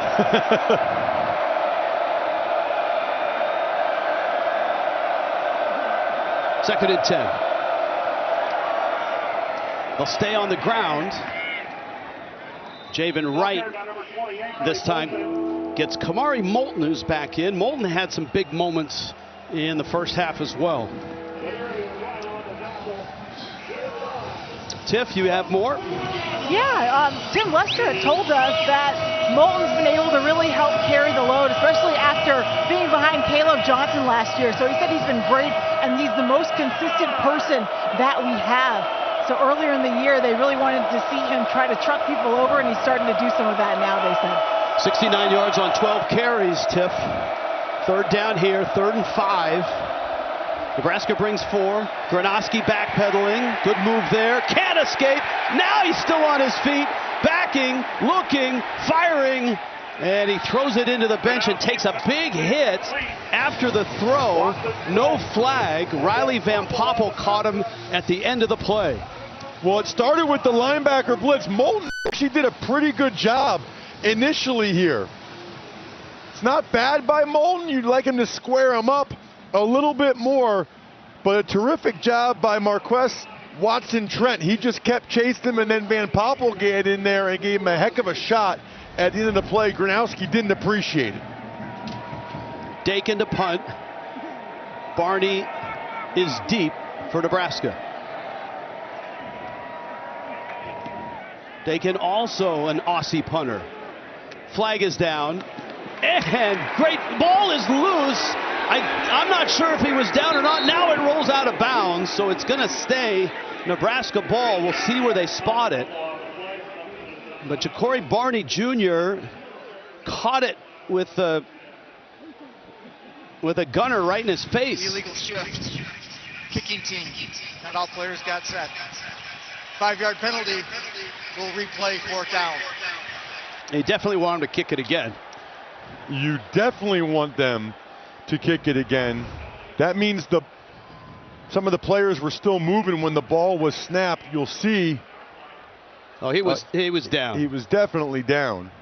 I still like the idea, though, of having Iowa punt it again because Wampa made a terrific tackle downfield. Nebraska should get better field position here. You got to take advantage of it when Iowa has a penalty. They're the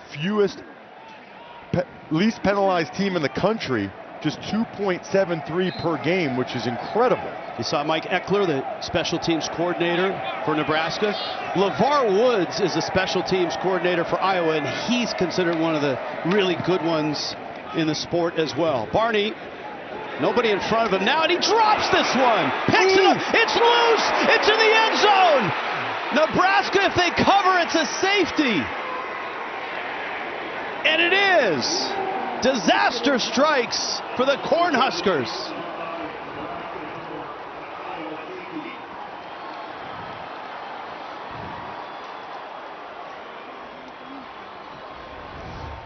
Well, so what's crazy is he muffs it, but then he picks it up, and then he gets rocked by Carson Shire. What a hit by Shire. That's why the Hawkeyes put some of their starters on special teams. You saw it from Wampa the play before. Look, he picks it up. He's got it secure, and then Shire lowers the boom. Helmet right on the football. Ruling on the field is a safety. That's not just some special teams guy. That's the best tackler on the team for Iowa down there. And that is why you put some of your starters on special teams. Kirk Ferentz highly values special teams, and it pays off again. Take a look at this hit by Shire. Oh. Upon further review, Gene Steratore joins us for the first time in this ballgame. Gene, what did you see? Yeah, Richie, I mean, when you look at Carson Shire on that shot, remember now, this is a runner, but you cannot legally initiate forcible contact with the crown of the helmet there. That looks really close to being that type of a targeting shot to me. It's so interesting because it's like he hit him with the crown of his helmet up around Barney's. Look, oh yeah, and then his helmet came down and hit the ball. Gene, how is it officiated after the fact if it is targeted? Well, if they go there, my thoughts would be, well, they'll go to the spot of the fumble. Where the fumble occurred, you have a foul on the defense, so you would go right back here to the spot of this fumble and enforce that as an unnecessary roughness targeting foul. The safety would not occur, and you would penalize from the spot of that fumble 15 yards, then forward for Nebraska. So this is an enormous swing here. The first punt was like 40 yards. The second punt was like 53 yards.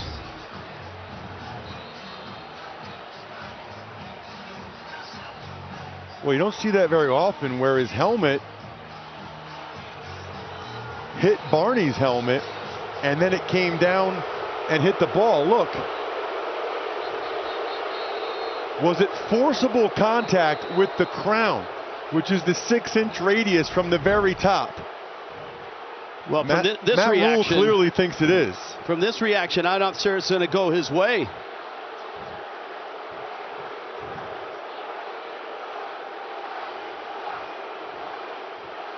And it has not gone their way. Gene? Yeah, I'm surprised by it, fellas, quite frankly. I mean, when you watch Shire that he's got his arms to the side, too. So the first contact that's made with the returner is with the crown of the helmet there.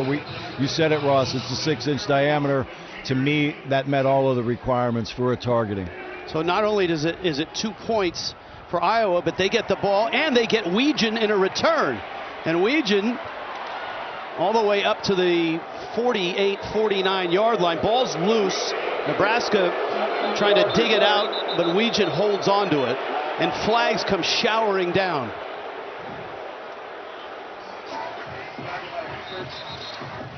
That's a huge call. Look at the great field position now that Iowa has.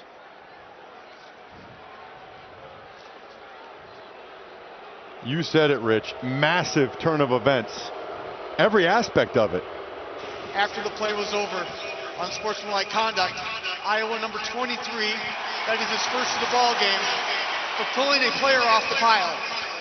Iowa ball, first down and 10. So if they had confirmed targeting there or upheld targeting, it wouldn't have been a safety. Nebraska would have had 15 yards and had decent field position.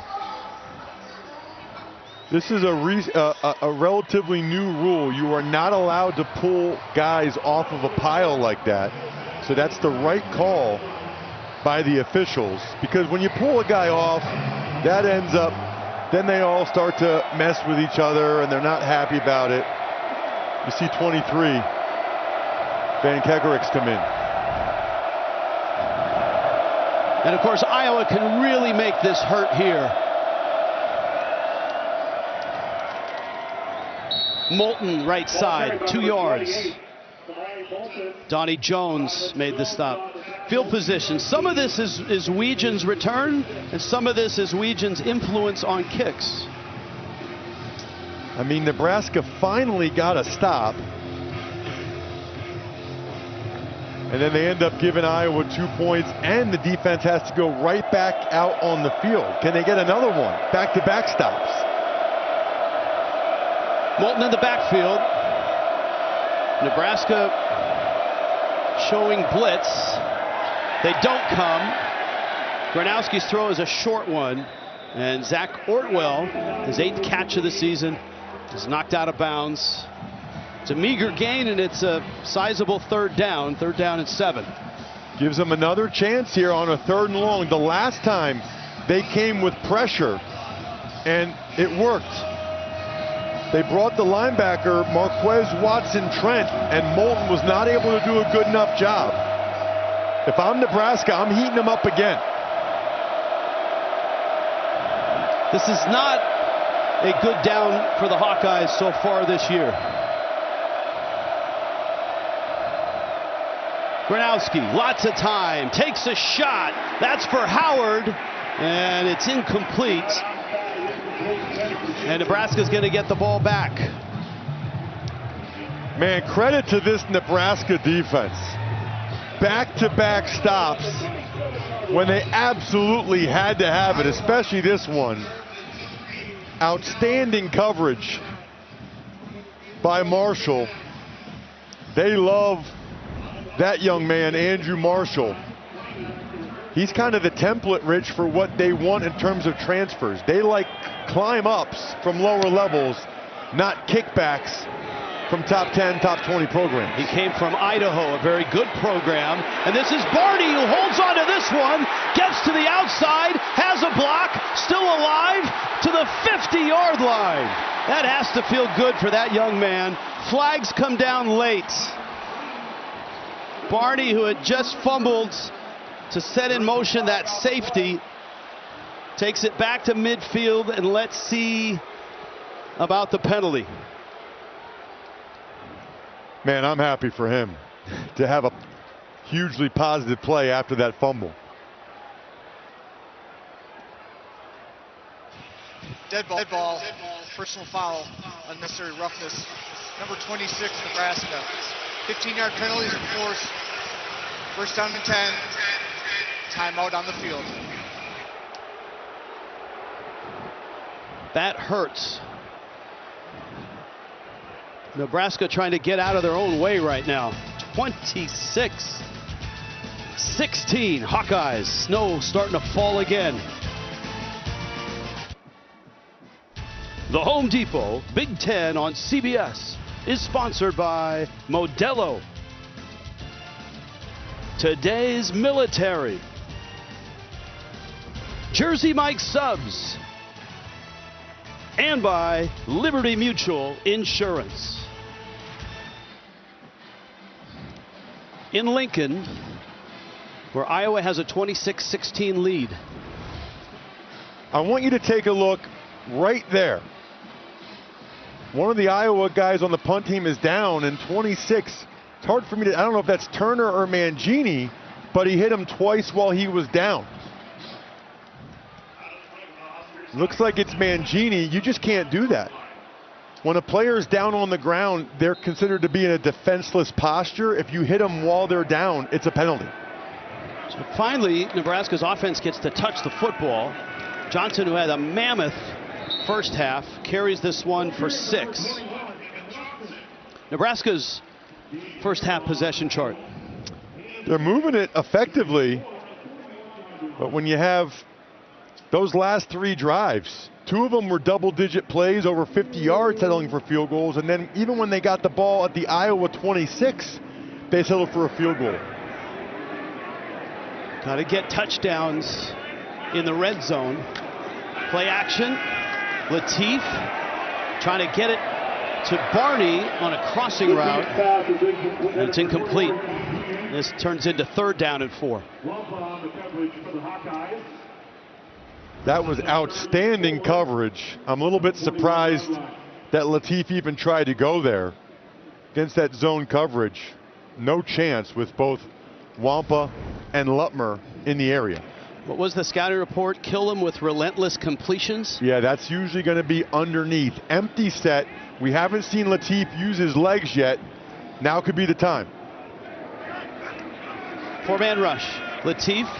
That was supposed to be underneath, but neither Key nor Latif were on the same page.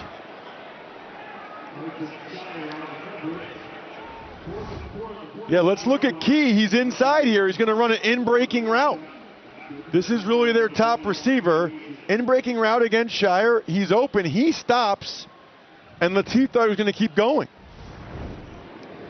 Usually you have an indicator whether it's man or zone. Against zone, you sit down. Against man, you keep going.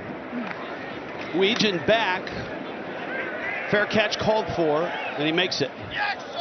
So right at the 29-yard line. The ball right back in Iowa's hands. They got a 10-point lead. We're in the 3rd, and we're in Lincoln on a Black Friday.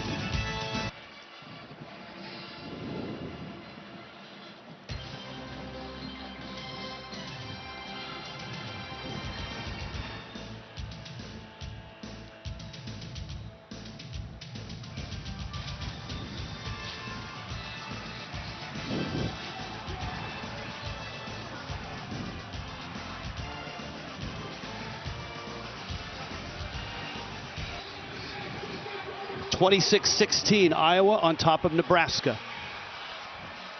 Ball sits at the 29-yard line.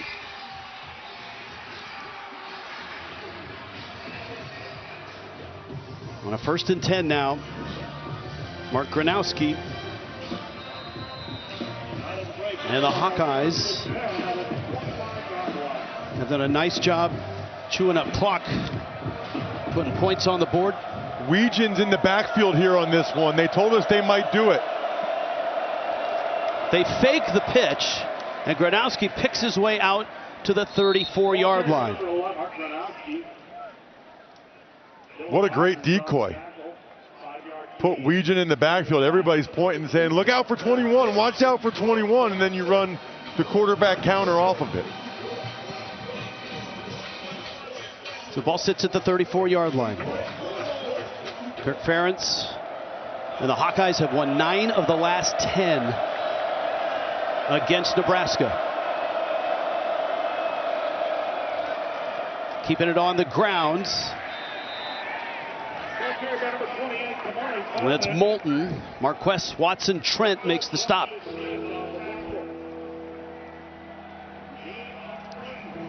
Another chance for Nebraska to get off the field here on 3rd down. Watson Trent is fired up. He's made a number of plays here in the 2nd half. 3rd and 2 gives Iowa a bunch of options here. They're going to start under center, which would lead you to believe it's either run or play action pass off of it. It's Patterson in the backfield. It's play action. And a blitz, and Gronowski escapes and finds a man. Vonamy up the sideline, breaks another tackle inside the 25 to the 20. DJ Vonamy.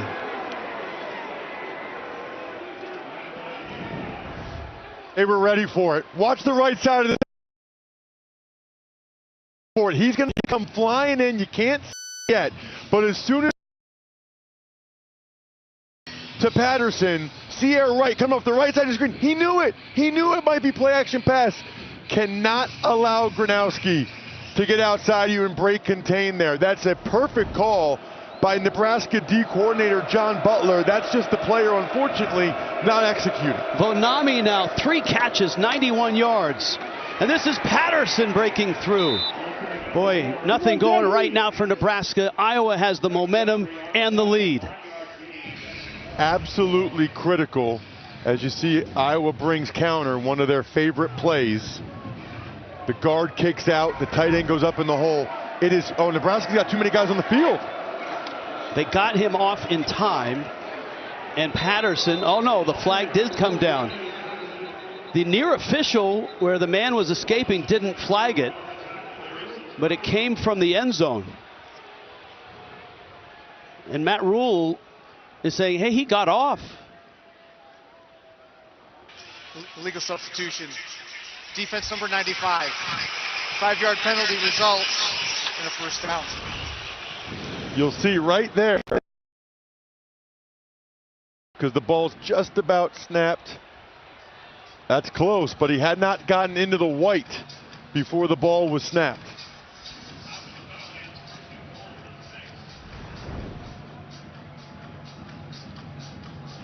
Absolutely critical, Rich, that Nebraska holds Iowa to a field goal here. Iowa has gotten touchdowns when they've gotten down here in the red zone. They like to use Gronowski's legs. McNeil in the backfield. Gronowski to the 6. Gene Steratore adding, for a player to get off legally, he's got to be into the white. Yep. So a field goal here, and Nebraska's, it's still a 2-score game. And you got a heck of a chance. Iowa gets a touchdown here, and the odds become very, very long for a Nebraska comeback.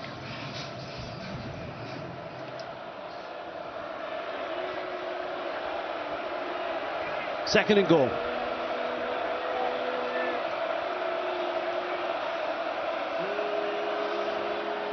Gronowski, time, scrambles, sets, again, and then he just fires it out of the end zone.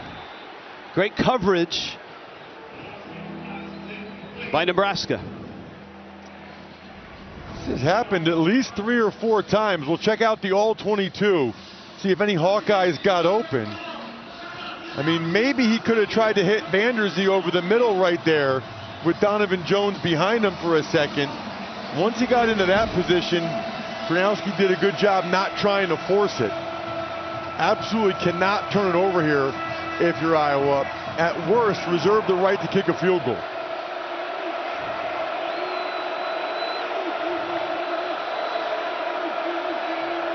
Third and goal. Gronowski, head of steam, and he's in. Touchdown, Iowa.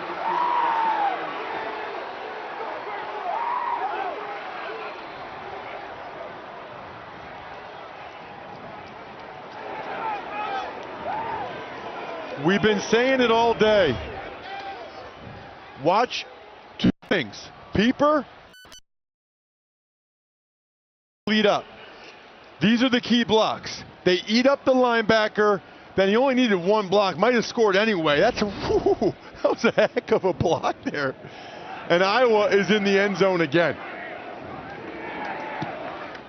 Point is up and good. And Iowa has some distance. 33-16. We've been saying all day, when Iowa gets down near the goal line, they like having Gronowski leading the way. He's waving goodbye to the Nebraska fans.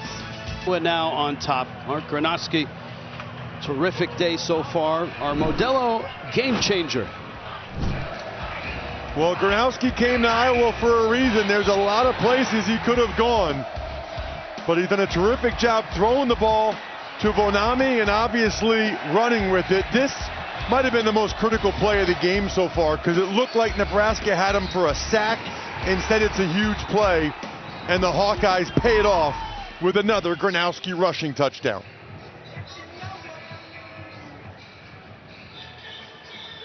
Gradowski, 7 of 14, comparing him last week. And of course, Iowa's offense was dormant last week until that fourth quarter in a great comeback win.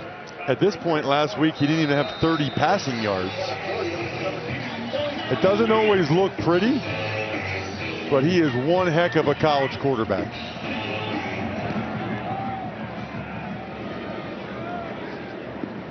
Ball through the end zone. The Pups are on a mission to save Santa Claus in the brand new special, A Paw Patrol Christmas, tonight, 8, 7 Central on CBS, and it streams on Paramount Plus. Been a few years since I watched Paw Patrol. Well, they have a Christmas I special. think my daughter's graduated from that. It's a Paw Patrol Christmas. Now, if you're Nebraska, how do you get the offense rolling? Still 20 minutes to go here. Plenty of time. Emmett Johnson, and he is strung out and hung up. Lutmer gets there. He's made a lot of big plays today. Okay, now I get it. Now I get the Cooper DeJean comp. Watch Lutmer. He's not even on the screen. Side like a missile. He sees this. Watch number 6. Comes flying in. This guy can play nickelback, outside corner, play safety. That's the same manner in which the Eagles utilize Cooper DeJean. Man, is he impressive. Barney in motion. Johnson trying to pick his way through the right side, and he stretches to the 29. This will be 3rd down and about 6. Last 10 meetings. Look at this. These are the seasons. And this stretches through that 10-game streak of losing 9 of 10 to Iowa. And of course, Matt Rule in year 3 usually has a nice bump. And he's got the bump, but a loss here, and they fall to 7-5.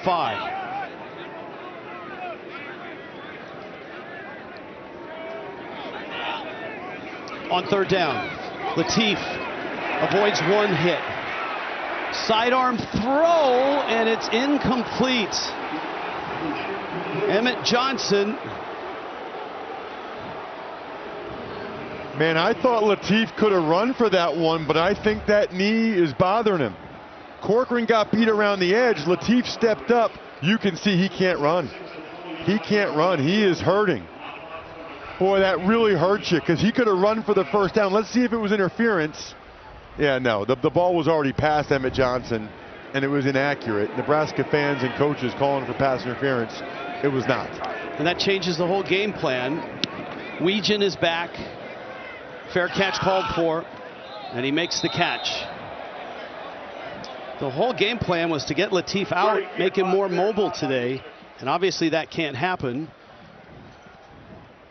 Dylan Raiola, of course, their number 1 quarterback, injured and out for the season with a fractured fibula. Their backup, Jalen Gramstad, was a 4-year star at NAIA Northwestern College. Well, it's interesting because there was a report about Raiola a couple days ago that Nebraska's bracing for him to explore his options. Although, honestly, I think most of these guys explore their options after every season nowadays with the transfer portal and NIL. That's Moulton. Well, you wouldn't know it by the looks in the pregame on his scooter. Obviously, the leg is up. He was scooting from unit to unit and giving high fives and hugs. Moulton's got a 1st down out to the 49. Tiff? Yeah, guys, Dylan's even been staying in touch with TJ and offering advice. TJ told us that we communicate a lot, and it just shows the love that we have for each other. He even sent him text messages after the Penn State game, asking if there's anything he can do to help him more to prepare for this game. He even gave him a synopsis of this game last year, telling him it was a hard-fighting game, and really gave him some great insight, guys. Well, I mean, it's everywhere, right? I mean, Kirk Ferentz even told us this week, hey, on Monday, I start to recruit my own team again. That's Weegan. And Nebraska's done a nice job of keeping him in check on the offensive side of the ball. Shaver's back in, and he ran him out. I think that is the reality of college football now. You know, this is the last regular season game. Both of these head coaches are going to have conversations with all their players over the next week or so. And make no mistake about it, these guys get calls during the season. And the people that represent them get calls during the season. It's kind of a mess. Unlike the NFL, which has rules and standard free agent periods, college football is kind of all over the place. Moulton carrying it. Andrew Marshall made the stop. 27 seasons, longest active tenure in FBS. Of course, he was under Hayden Fry, the legend. 4 times Big Ten Coach of the Year, 2 Big Ten championships, and just one of the best head coaches to sit and talk to in terms of your coaches' meetings during a week. Winningest coach in Big Ten history, which says a lot about a lot. Ironically, his first game was a 42-7 loss to Nebraska back in 1999. Big third down here. And a quick throw out to Howard. He's got the first down, got a nice block on the perimeter, and he's inside the 35. If you're going to throw that quick wide receiver look pass, your buddy needs a block for you. Look at Gill, the Northwestern transfer. You know, the Nebraska coaches wanted a hold there, and I don't blame them. Gill's left hand was outside of the body, outside of the framework. They usually call that when you're in space like that and you're restricting the defender. I think Iowa kind of got away with one there.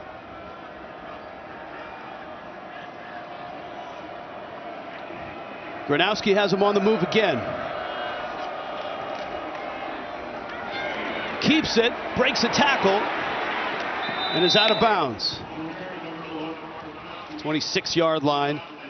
Singleton made the stop. Donovan Jones was right there. The redshirt freshman corner had a nice day. He was there. He was ready for him. He wasn't fooled, just not able to make the tackle. Gronowski, with that 235-pound fullback frame, able to break the tackle and get a nice gain. Iowa in control in Lincoln. It's been the same story for the last 10 years. On to the fourth, 33-16. Obviously a great day yesterday to eat. What's the favorite leftover for everyone? The 2 big guys like the sweet potato casserole with the marshmallow.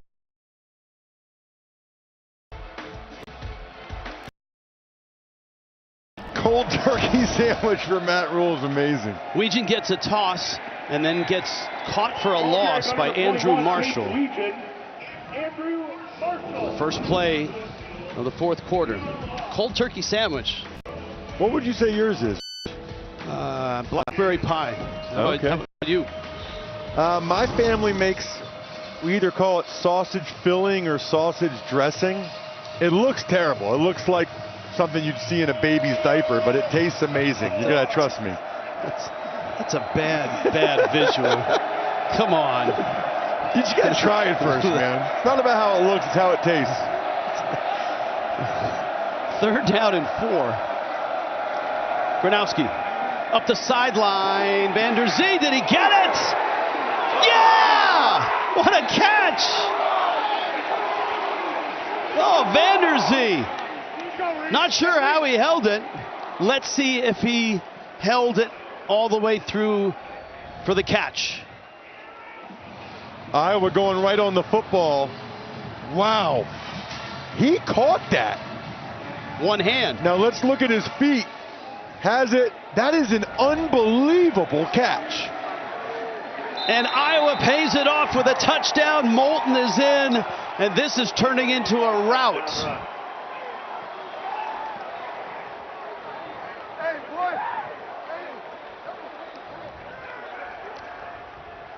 Iowa smartly goes right on the football because they knew they had the Cornhuskers on the ropes, and that's very well blocked. An easy touchdown. I think part of the reason why they went right on the football there too is to not give the replay officials chance to take a look or too long, but that was a catch regardless. Unbelievable catch by Van der Zee. Van der Zee had the great catch And that last drive in the comeback win against Michigan State, and he follows it up with a gorgeous one-handed catch. Almost blind, trying to see around the defender. He is only a sophomore, 6'4", 215. Gronowski said, if it's one-on-one, I'm giving him a chance.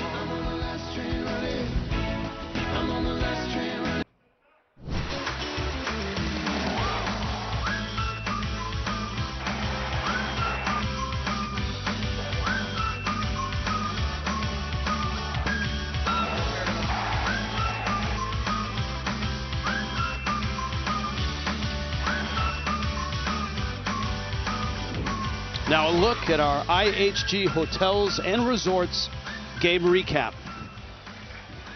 Iowa pouring it on right now.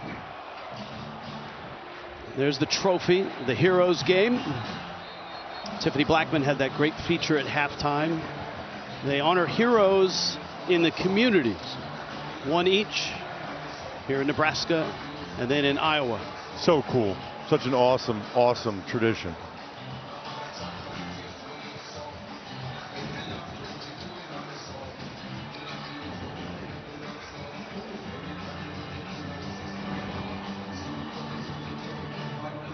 Second half dominated by Iowa.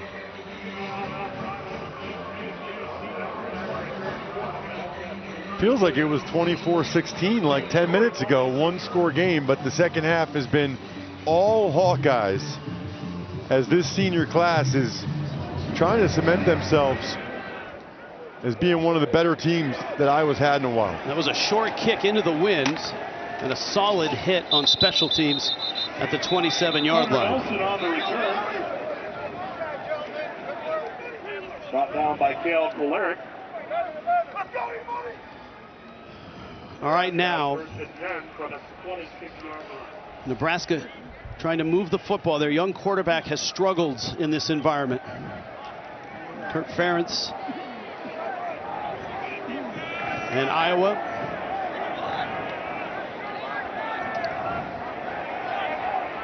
Chance to go 8-4, 6-3 in the Big Ten. Latif will throw. It's caught by Key. They're going to need Dana Holgerson to dial up some explosives here. Nebraska's going no huddle here. Feels weird to say this could be one of Iowa's better teams over the last 10 years with 4 losses, but with the schedule they've had and getting so close to top 5 victories, you talk to some Iowa people, they think it is one of the better teams they've had over the last decade. Latif taking a deep shot, and that was Barney. Lutmer on the coverage. I think Ferentz has a soft spot in his heart for this group, even though they've lost those close games to really, really good football teams. A play here, a play there. But as he said and all the players said, these guys have come to play all 12 games. And boy, it sure looks like they're going out in style here today. 3rd and 5. And looking at 4-down territory, you expect. Yeah, they got to go. Johnson is short of the first down. Lutmer with another tackle. And of course, Matt Rule in his 3rd year. The last 2 years have just been such excruciating losses to Iowa. Latif just came off on this play. Looks like they got Heinrich Harburg, who was a starting quarterback 2 years ago, now is a tight end. So Harburg's going to keep it himself. Ooh. And he's hit. Oh. I don't know if he got it. It's right on the stick. Godfrey made the hit, and it is a first down, but man, what a play by Rashad Godfrey. Harburg, pick a side, Heinrich. He goes right down the middle of him, and Godfrey stones him. What a tackle by a corner on a 250-pound tight end. Man, if he got it, he didn't get it by much. Latif back in. And Johnson no longer is breaking the big runs like he did in the first half.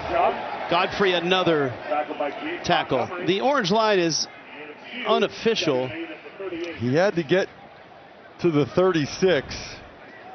That was awfully close.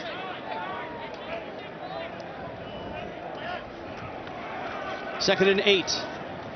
Latif Lindenmeyer makes the catch. Complete to number 44.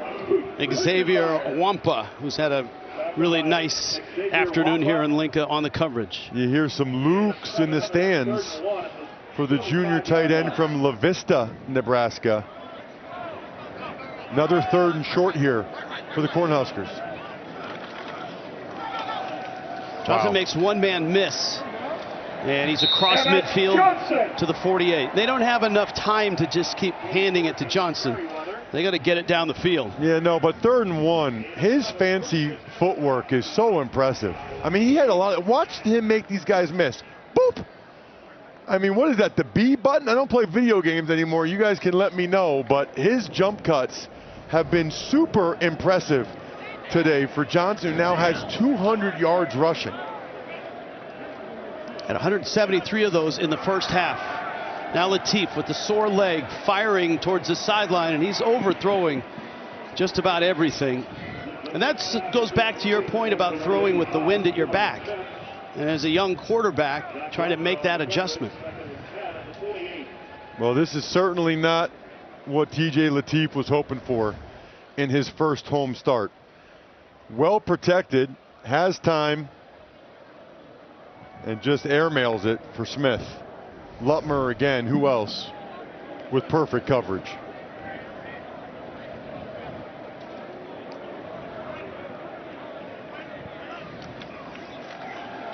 Latif again on second down, sheds one rusher, fires, and Johnson has the catch, and he's short of the first down to the 39-yard line. Shire made the stop. 3rd time on this drive. They have a yard or less to go. Going to stay in the gun. The issue with a gun run here is usually it's inside zone away from the offset back. Johnson tiptoes through tacklers and then gets bulldogged down to the 33. Boy, is he good.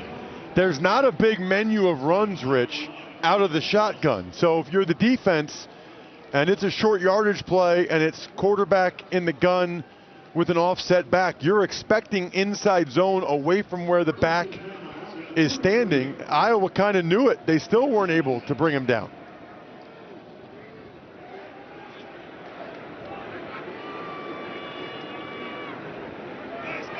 Kai Nelson in motion.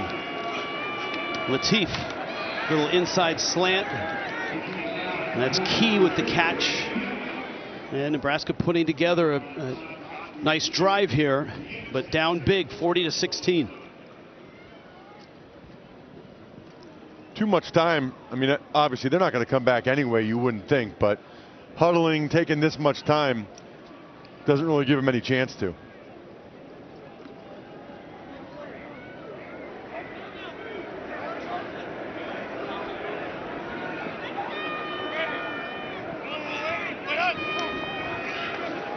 Latif trying to thread the needle, and it's incomplete. Isaiah Mosey, the intended receiver. Don't forget, later in the game, the play of the game presented by Jersey Mike's Subs. I'll tell you, one big play was the target, no target on the fumble by Ja'Cory Barney, which turned into a safety, and Iowa got the ball at midfield and scored after that. 3rd down 4. Good push. Hubert, the first tackler. It's right at the sticks. Even if they're short, they're going to go for it, obviously. They're bringing in the heavy set. They call it Big 12. Tyler Canuck, the backup guard and tackle, comes in.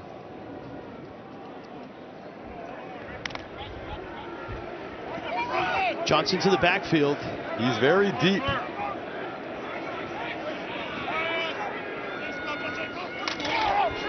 Johnson with the carry, Looks like he has it. But I'm with you. Didn't look like a standard depth for a running back. Well, I say it all the time. When you get third or fourth and less than a yard to go, he got it. It's a nice job by the Nebraska offensive line, but if you're not running quarterback sneak in those situations, I think you're putting yourself at a schematic disadvantage. Latif, a lot of contact there, and flags come down. Hunter, the intended receiver.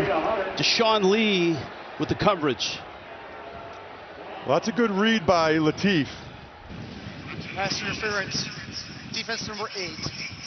Ball be placed at the spot of the foul. Includes an automatic first down. Yeah, he was hugging him up when Isaiah Hunter, the sophomore from Salinas, California, he went up for it. Lee was already hugging him up. I don't think anybody will disagree with that call. And that gives Nebraska a chance, believe it or not, to make it a 2-score game again if they can score a touchdown and get the 2-point conversion. Looks like Harburg is going to come in.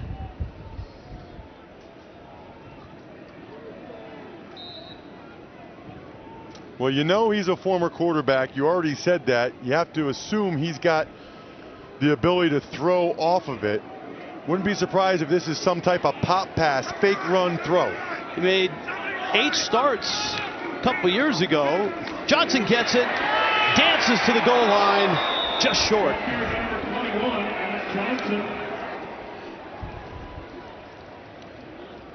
All eyes are on the new quarterback, which makes it a perfect time to give the ball to Johnson. You can just see by the way he moves. Gets awfully close there. Nebraska's still taking way too much time. I mean, it's a 3-score game.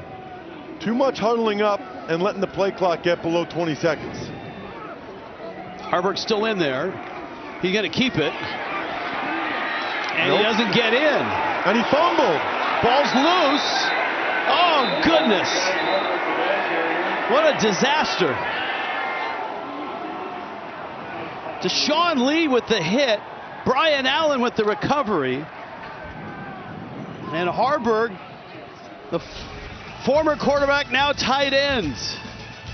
It has become that kind of day for the Nebraska Cornhuskers. It looked like Randall Godfrey, number 7, punched it out again. What a stop for Iowa. People, Big Ten on CBS is sponsored by USAA. Discover Dr. Pepper, and by Taco Bell. One of the best seats in the house is the cart camera operator, and that's Eric Leik, track and field star for Nebraska back in his college days. He was running sprints yesterday on the field, just loosening up. He does a terrific job. While we're giving shout outs, by the way, how about Jerry Bram, the replay communicator today? 50 years he has officiated college football. This is his final game. I've gotten a chance to know Jerry over the last couple years. Officiated Division I and Division II, moved up to the Big Ten and MAC in 2005 as a replay official. Congratulations, Jerry. 50 years in the sport of football, with today being his final game. And he's an awesome guy. He's usually on my flights home. I think he's on my flight home after this one.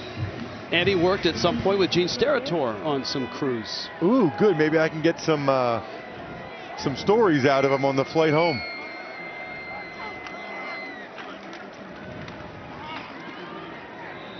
That's McNeil for about 6. We check in with Tiffany Blackman. Guys, when we met with Gronowski, he was talking about how much he was looking forward to this game because during his time at South Dakota State, they usually had a bye week. So he remembered sitting on his couch watching these the day after Thanksgiving games. And he wanted to get out here and show everybody just how physical and a fast start that Iowa could have to this game. And I bet this is going better than he could have imagined, guys. Yeah, it was kind of a humble brag, Tiff. He said, well, we usually had a bye week for this game, so I could just sit on the couch and watch Iowa, Nebraska in the Black Friday games, but got to be cool for him to be able to play on this stage. McNeil, that's a first down. Watson Trent made the stop. All right, Gene Steratore obviously wants in on this conversation. Gene? I have to jump in. I am surprised that it was Jerry's 50th year. I am starting to feel a lot older than I really knew I was, fellas, you know, but it was over 3 decades ago. I met Smasher Bram in the Ivy Patriot League when we were moving from Division II to Division I AA football, moving up the chains, and not only Jerry, but all of those guys. I look back now, I can't tell you how many Super Bowls and how many great Division I games those young officials that we shared that journey with now have accomplished. And 50 years is an amazing accomplishment and well-deserved. Gene, if I may, how did he get the nickname Smasher? That's going to be one that we'll hold until Ross gets on the plane today, and then he can circle back, Rich, and maybe he can elaborate a little more at some other time and place. But we'll leave that to the plane and to 2A and 2B today. All right. Good call, Gene. More As always. More importantly, I got to find out from Smasher Bram what Gene's nickname is. The background for that. We'll circle back when you do. Please do, Ross, and keep that one on the airplane as well, if you would, please. I'd appreciate that. Gronowski having trouble with the comms. The commands coming in from the sideline. I think Iowa's going to take a timeout here. It's their first. Gronowski needs just 4 more yards on the ground to set the Iowa all-time record for a season rushing for a quarterback. So we'll see if he can get it here. It's 40-16. Iowa's on top late in the 4th. 40-16. Iowa's headed to 8-4. It's 6-3. 6-3 finish in the Big Ten. And at the expense of Nebraska again. This will make it 10 of the last 11 years. And Ross, you were talking about what could have been for this Iowa team. Look at not just the tightness of the score, but look at where they were at the end of these games. Especially the Indiana and Oregon games. I mean, those are 2 of the top 5 or 6 teams in the country. And you watch the tape of those games, Iowa was right there with them. Iowa was every bit as good, at least in those games, as Indiana and Oregon. But credit Mendoza and Dante Moore, the quarterbacks of those 2 teams who might each go in the top 5 of the draft if they declare. Those guys made the big plays late that they needed to. Well, Gronowski may have been trying to pick up that record there, and he just got hit. And they're going to have to give the ball back. Well, let's say it's 4th and 1. Let's see what they do. They'll probably just go for it here. For at least right now, they're keeping the offense out there. I would say it's more than 1.5 yards, so I don't think this is going to be a Gronowski-Plowski. They could at least go with a hard count or maybe just run it. If you're Kirk Ferentz, you want to try to continue to churn this clock, especially with how late they are in the game. Washington in the backfield. They need 1.5 yards. Wow. There's the Plowski. They got it. They fooled him. Bonami actually was driving the plow. This is cool. They got a whole new offensive line coming in. That's awesome. And this veteran offensive line gets to run off. Bo Stevens, the senior, they are fired up. They wanted this one desperately.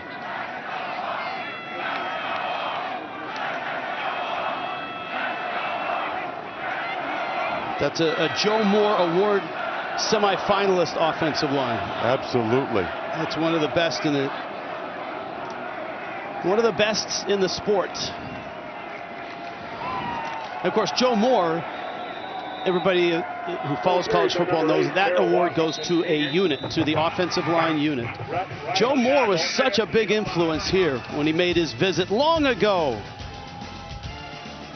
40-16, Iowa. This Jeep update, Utah trying to stay alive for the Big 12 title game. In a tight one with Kansas. Under 2.5 to go. Devin Dampier floats one home to Larry Simmons for his 2nd touchdown grab of the day. They lead by 10. Much more on college football today after the game, guys. Looking forward to it, Adam. And yeah, Utah wants to get in that back door into the college football playoff bracket. That guy dressed for the occasion. I like that hat. That looks like something our director Andy Freeman would wear. Andy was resplendent in a Thanksgiving shirt last night as the entire crew had a great Thanksgiving meal.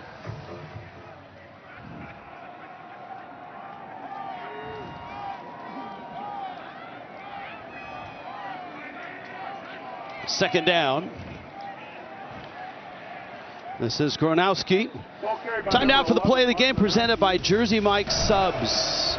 This, what a big day for DJ Vonami. That was the touchdown. And here's the call from Gary Dolphin of the Iowa Radio Network. Make it 4 wide outs. Gronowski going to throw. Hit as he lets it go. Wide open man at the 10. Caught and a touchdown. Touchdown Iowa. Touchdown DJ Vonami. Boy, they snookered somebody in that secondary because he was left wide open down. Snookered. Snookered. I don't think I've ever used snookered in a sentence. That was awesome. Now you have license to do so. That's Washington with the carry. By the way, Gronowski now has the record. One of the great things is that, you know, some of the names from the past that he just passed. One of those was as a kid, a guy that I always pulled for. Ed Podolak of the Kansas City Chiefs. And of course, Iowa great. Man, there's a lot of Iowa fans here, and they are loud and proud right now, as they should be. What a performance by their guys again.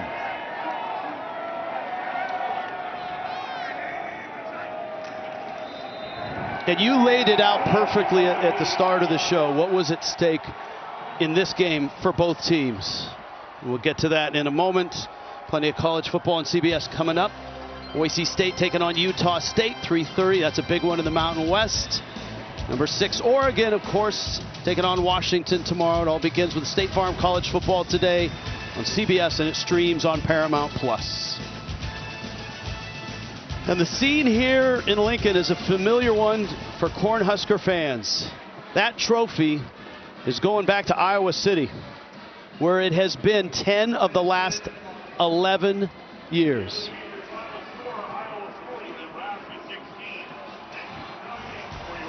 Kirk Ferentz and Iowa victorious.